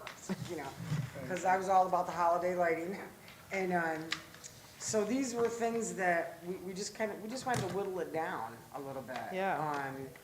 And then I went ahead and made this chart of the pros and cons. I cannot remember, Steve, do you remember the name of the other, it was the group that, her name was Olivia Osgood, because she was a student of mine. Remember the guy, were you in that meeting, Steve, it was a guy and a girl? I can't remember the group that they were from. Were you in that meeting? No, Scott? No. It's something to do with, it's a group through, I believe, the DEC, and they said that this NYSERDA will eventually be merged, and do you remember that? NYSERDA will probably be kind of like merged into. No, Michael, Is it No, it wasn't, Flex Tech was a company, but this is a government agency that they will be Right. kind of absorbed Michael into. Brown, no, Cornell Cooperative Extension is gonna be pushed into NYSERDA. Oh, So okay. this So- grant monies is gonna go away, No. but. No, NYSERDA's gonna go to cooperative extension, isn't no, it that way? Cooperative Extension It's is gonna go, going. okay, all right. Michael Brown's department with this grant money for these type of initiatives are gonna be pushed eventually into NYSERDA. That'll be governed through the state. So, So what's your recommendation on how to spend this? I will tell you that the time that I've spent with the geothermal people, Mr. Egg, EGG, Yeah, there's, you know, I think we gotta hold off on. I think it's, you know, it's a lot right now. I don't know that we're ready. And that's what we talked about, Lori, was, we put it on here because it was something that was talked about before, but when you just get into doing a geothermal feasibility study, the low side is gonna be 25 grand. Right, And on the upside, it could be 75 to 100 grand for a village this size. Yep. And especially with the energy that they wanna produce out of the lake infrastructure for the Right. geothermal, so. Now, it's- what- They originally jumped on this because they were hoping that, because phase 2 of the water project, we'd be open and digging pipes so they could get in. We only put right, it on, right, it's, they talked about we that. gotta keep in mind it's 10 grand. But there are reports out of the UK on the geothermal, and I Yeah. would suggest you read them. yeah. And I won't say much about it, but they're, you know, cost to homeowners and, stuff like that, and, so I would suggest you look to the UK for some of these things, and that they've already tried them, and, they have unbiased opinions on what the costs are to homeowners and stuff like that. I've read a few of these articles out of the UK, who have similar environments that we have, and, you know, without saying that they're a dismal failure, I don't want to say that they're a dismal failure. Yeah, I think when we get into phase, so the thought process was when we get into phase 2, or Yeah. talking about that, Yep. is it worth investigating it and applying, if there's monies to do a feasibility study, regardless of what Terry's talking about, you still have to do a feasibility study to prove it out to the residents and to Yep. us to say, Thanks, guys. hey, we're gonna do this, thank you. Yeah, they, So, it's a lot of money. personally, I wouldn't dump this 10 grand into the geothermal study right at this point. I wouldn't use this money for So that. That's only my opinion. what's your recommendation? You know, it's, what do you want, do we want something like right now, or do we wanna, you know, I mean, I think we wanted to use this platform, Margaret did a great job saying, hey, let's do this chart for the team, because you guys weren't there, it's, so that you can see, cause I don't, and the only reason geothermal was on, because it was talked about before. Yeah, Okay? Scott's been So, pushing this for a while, and I met with him 3 or 4 times, yeah, but it's a lot of money. where we get It into is, the and- conundrum that Margaret was talking about was when you sit there and say, all right, we're gonna take this building and say, all right, we wanna change out all the lights to LED, or whatever, the latest and greatest. So there's 50 lights, it's gonna cost $9,000, bang, we want the grant. Not so easy. That's where it gets into, okay, first you have to have a There's these- feasibility study to Right. prove That you that need. those are fluorescent light bulbs. Even though you look at them. I know, so that's why I put in there, I said, Also we would be forget- paying money for information we already know. Yeah. But You we know? also tend to forget, we're immune, okay? So You're we what? have immune. Municipality. Oh. And we have IEEP, so Right. if we What's wanna that? change What's out all IEEP? these light bulbs at $9,000, it costs the village nothing because IEEP pays for it. I mean, we're Right, looking and at that that's- with, the community center. Yeah, so that's what we've been talking about, That's what I dug into with Tommy yeah, last that, week, so because of the that's- pickleball in there. Yeah, and I mean, we can switch them all out with the same kind of, LEDs that we have in the plant, but IEEP's gonna pay for that. Yeah, Right. You know, So- so for us to do a feasibility study to say we have fluorescent lights, but it ain't gonna cost. It's not about Yeah, saying you have yeah, fluorescent it's- lights, No, I- regardless of what you wanna do. So the point is, It's a just building more this than- size, they estimated before, $4,800 to $6,400 just for the feasibility study. Any of the excess money you can use towards, if you wanna replace the heating, the windows, or whatever. The only reason that it's advantageous to have a feasibility study, whether it's this building or the community center, or Terry's office, or anywhere else, I don't care, is that now you have that platform for future reference. Right. So to say, like, in 5 years or 10 years, another administration is here and says, hey, we wanna do all this stuff to this building. Well, we already have that done. Done, because yeah. Yeah, you have it as a to have the benchmark. feasibility. Feasibility study. You have to have an engineering. So it would be third parties and the people that will do the install? Right. You know what, when we were in the meeting talking about it, I was like, I feel like these kind of not all organizations, but they're like a drug dealer, you know? It's like, yeah, we're gonna give you that, and, you know, and you're gonna spend it, and then, but you're gonna need more and more, and so, that's why I mean, we talked about the landscaping equipment, I mean, in a way, it's kind of really more bang for your buck, and, you know. Yeah, you if we can get it the and lights get at the it- community center from the IEP, which we can, Right. I actually like this landscaping equipment. I kind of liked it too, just because it was, you know, Yes. you're not getting sucked into some big thing on, you know, And you can use all the money for equipment. like right, that. you don't have to can do use any the kind of full 10 study grand, or it's anything not like that, yeah. So that's all for all battery operated? Yeah. So. Well, there was one, snowblowers, leaf wasn't there blowers. one condition, Stephen, that you had to make sure that you were replacing something that was like gas operated? That's if we sat there and you took like the gentleman that's out there watering the plants, is he doing that every day? Mhm. So he's using a gas operated or diesel operated He's got a, side by side. yep, If we sat there and said, all right, we wanna take this 10 grand and apply it towards an EV, like a John Deere Mhm. electric side by side, we could, and we can use the 10 grand for that. Granted, it won't pay for the Or- whole thing, but we'll be wiping out a what do they cost? combustible Right. engine. 15 to 30K, is that right? I don't, Yeah. Yes. yeah, we'd have to come up with a balance for that, but, and it's the same thing for like, you know, electric blowers, the Lawnmowers, trimmers, everything, yeah, all trimmers, that You mean kind of stuff. What they electric or also So you battery? don't have to have some kind of big So that's- study to get that. Right, Battery. and that's the notes I had on the back, was if the UTV is gonna be 15 to 30 grand. You can also use the 10 grand towards an F-150 electric truck, which are coming in at a price range of 60 grand now, so, But isn't the truck situation already settled? I It's, believe so. yeah. One, So- one, But, but, Terry's truck wasn't totaled. Nope, Yeah. $14,000. No, I've got one that I just gotta go pick up. So they're gonna fix it?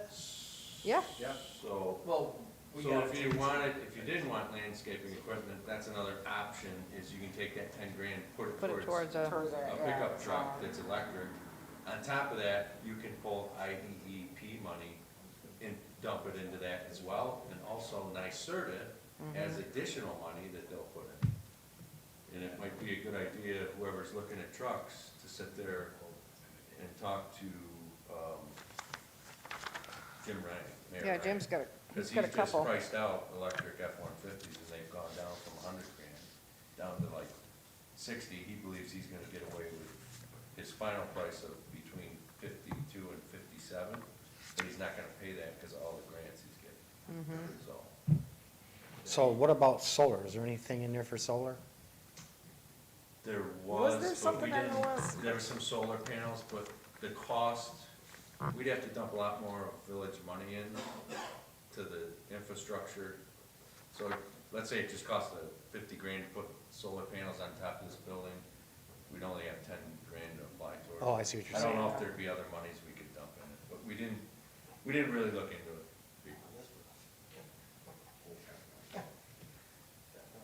So it just depends what, you know, you want, yeah, So I'm we've I'm al- kind of a take the money and run type kind of girl. So we've already That's what I been did with Social afforded Security. this I'm not grant? gonna- Yes, and we have, We have until we're on a August. time clock, we're gonna lose it. Yeah, if we don't move on it, yeah. We lose it the third week of August, so we've gotta either say, Spend it or lose it. yeah, Spend it. What do you think, Terry? I do like the idea of the electric landscaping. I have to say that, I mean, we do use a lot of gas weed eaters, we do use, I don't know what the, you know, what the life expectancy versus the gas is. When I say life expectancy, you know, like when you're really. But you know, doing- what do we have to But- lose by trying, because we No, got the that's what grant? I'm saying. We can I find mean, out, if you they're know. paying the full cost of it, I mean, switching over to the electric weed eaters and stuff like that, I mean, for everything we do, when you get extra batteries for them, I think it's a good idea to look at. Mine is battery, it goes forever. They're better, but these guys go all day long. Yeah, they go all day long. Terry, I think, I think there was something like, you can get snow blowers, leaf blowers, all sorts of stuff. Oh, yeah, I'm And those sorry. are stuff that, Put your hand down. Just get turned I aside. heard by myself. Yes, Mr. I Scriptura, mean, would you like to? so you were talking about longevity. Our extrication tools on the fire truck are 28-volt battery operated now. Like, we don't use hydraulic lines or anything like that anymore. They're absolutely unbelievable.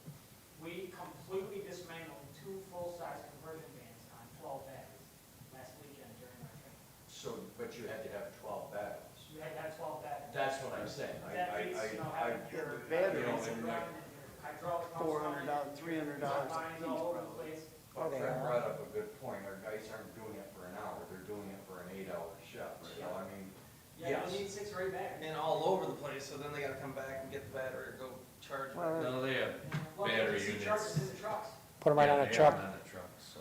It's, I'm not saying get weed trimmers, but it, No, Terry, might I- be something to look at with leaf No, it's blowers something to and look snow at, like blowers, leaf stuff like blowers, that. and, I know like at us at the plant, we have a field battery operated leaf blower. And we blow, when we cut the grass, we blow our sidewalks off and everything else, and, you know, I mean, it's got a lot of power to it.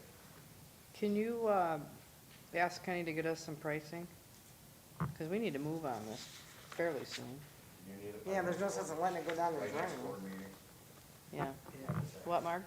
I said, there's no sense in letting it go down the drain. No, And, I mean, I really felt like they were pushing toward, or he was pushing towards the, like, the geothermal study thing, but like I said, it's like, you're just trying to, Mike or Scott? Well, what I was kind of reading was like the more you go after it, the more points you get to help with You do, another you grant. do. and all that Do, stuff. yeah. Yeah, you spend do. on those people. but that's not a guarantee you're gonna get the grant either. You gotta keep, you know, you gotta stay right on top of it and be doing all these things and. And I think we do get points by With the, getting yes, we the do, landscape yeah. equipment. You just don't get as many Right. as you would with the geothermal study, you know, Yeah, but, The more money you spend. the but, Even if you did the geothermal study, you would need to consider doing all of your infrastructure at the same time as doing the geothermal install.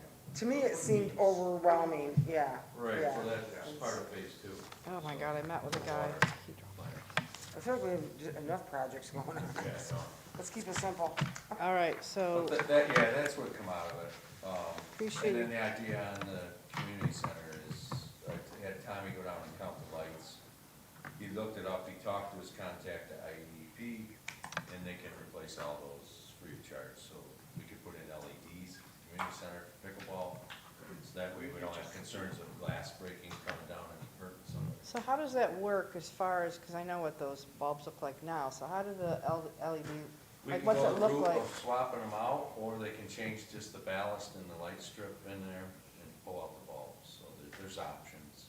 But, I mean, if you go with the ones at the plant, they set right in there, like what we have, they're into a tile, they're LED all around, I mean, they're, you know, unless you fill them with water, which we have done.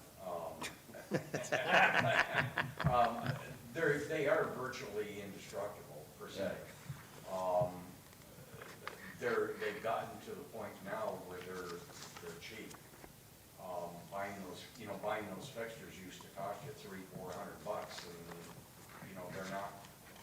So to swap them out there, just taking the whole fixture that sets right into where the tile is, you've eliminated any, because even with the LED, you still got the bulb that goes in there, and you still got the plastic ends, you're just getting rid of the ballast. This way, you don't have to worry about that getting hit, the covers. Yep, I told them just do preliminary until we figure out if it's something we're gonna pull the trigger on, and that way, I said, there might be a feature that is for sporting areas. That Yeah. I said, no, you guys Sooner the- figure it out. We Sooner the have a better. substantial IEP. Yeah, there's quite a bit there. Yeah, because we don't want broken glass all over. All right, I put union negotiations on here, thanks for everybody who's working on that. We'll be bringing the Teamsters back, hopefully next meeting. What I asked Fred to do is to highlight on there, I just gave you the draft, of what the changes are, because we can't tell. I mean, I picked out a couple of things. And then I want to talk to the board about July 2nd, because I am out that week. It's my retirement week with my family, so either we Congratulations. change. You haven't retired yet? I know, I retired about 14 times. Yeah, so I don't count on, do not count on July the 2nd, because every time she says she's retired. No, it's next Friday, is it? Jeez. I'll see it to believe it. 28th. All right, so options are we either move the meeting or deputy mayor takes it over. It's up to the board, it doesn't matter to me. I did a really bad job last time. Yeah, you did good. We did great. You did good. I didn't watch Just gotta it. have some Oh, I food. don't, we were having technical difficulties that night, wasn't it? That, Yes. so it wasn't Do recorded? it as a block party, we'll do it outside of the Oh, we could do a remote. Yeah, remote. Oh, I'd like Yeah, that. I can't go to the block party because I won't be here, but, so what do you want to do? We could do the 9th and the 16th, we could. What is it, July? July 2nd, it's the 4th of July week. I am at the lake for the week. It don't matter to me, whatever you guys want to do. July 3rd, I got company coming in. How about you, Fred, as far as scheduling? So you mean, cancel the 2nd is what you're saying, right? Yeah.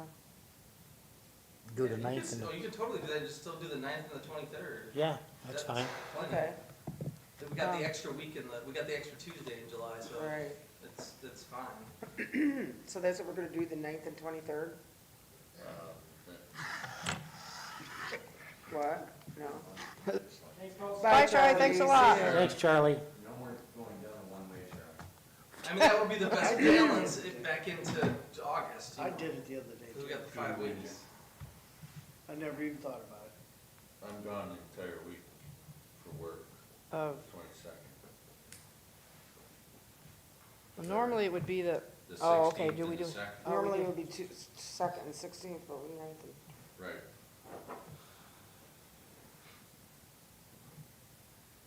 We'll So- go 9th and And that's 30th. where I push this. Can we Yeah, do I think that? what happens is then turn around and you have to have another one a week later. We can do that, That's but true. Yeah, that's true. Yeah, it's a little harder with the procurement, that's the only thing. So we would just be without Steve that week. right, the rest of the year you're good. Is the 9th okay? Wait a minute, why do I have that? Would you say is the 9th okay? Is the 9th okay with me? It's okay with me. That's fine. Yeah, the 9th is good. It's All the right. 23rd that's the. There's just gotta be 3 of you.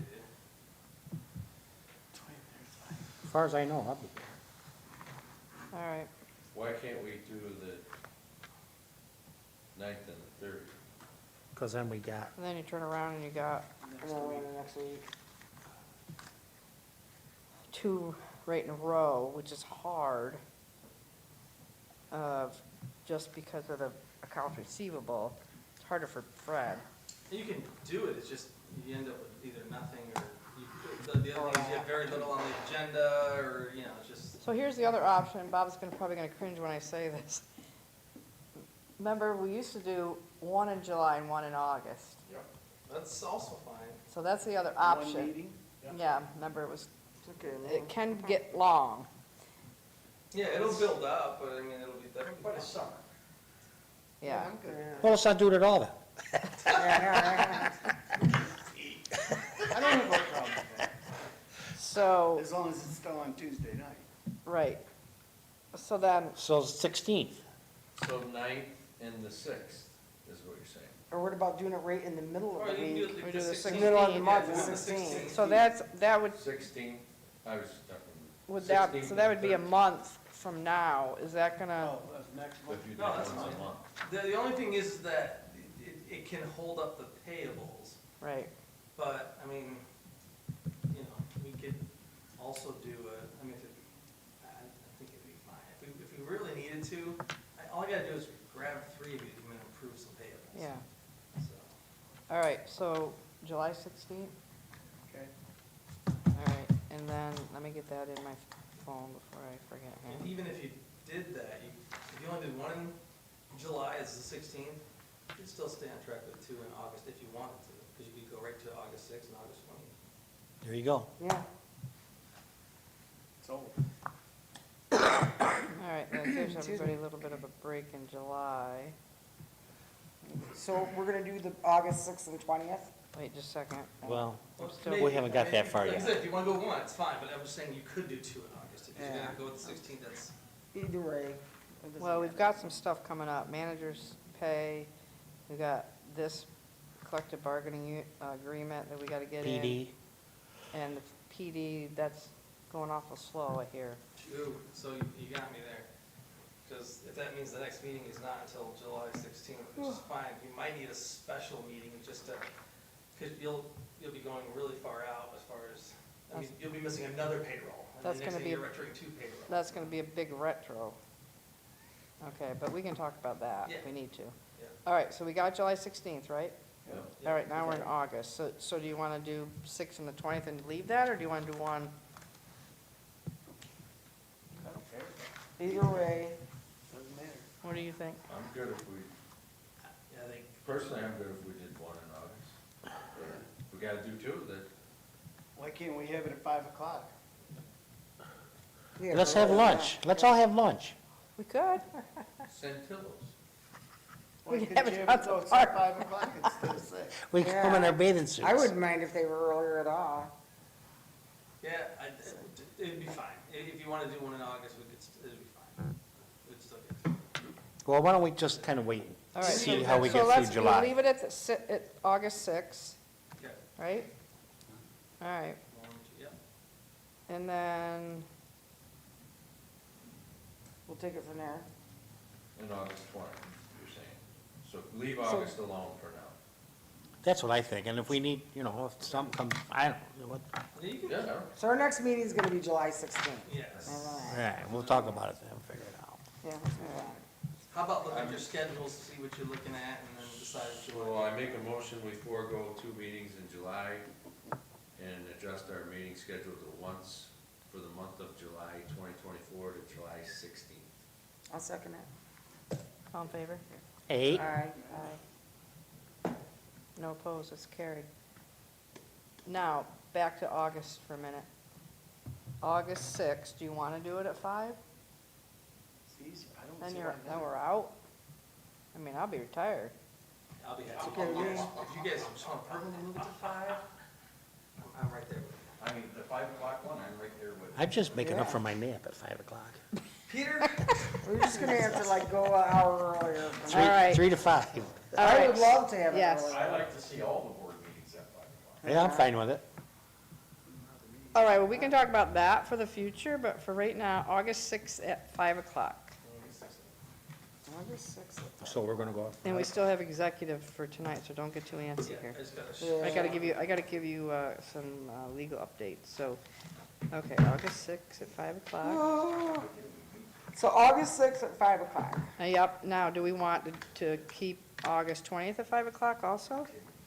I think if we're gonna go to 5, let's just go to 5, so there's no confusion as what time do it. Cameron, you're retired. That's what I think. Be easier. Well, It'd be easier for me. I know that, but easier for you guys. Easier. Makes- it doesn't bother me, because Yeah. I'm not gonna be coming back from Cornell and. What I know, about I you? usually let the dog out around 5, so. Yeah, good. 5's Well, I okay don't, for you? I don't have a dog. Yeah, if I'm coming back for somebody that's on an airplane. What else we got? We're good, So I 5 better be here o'clock. At least by 5. All right, so August, we got 5 o'clock, and then we'll talk about whether we want to, we'll try that out, and then if we want to move it Yeah. to 5, then we'll talk about that. Yeah, okay. All right, Shut her down. all right, let's get a Okay, motion I'll make a to, motion that we go into executive. A second.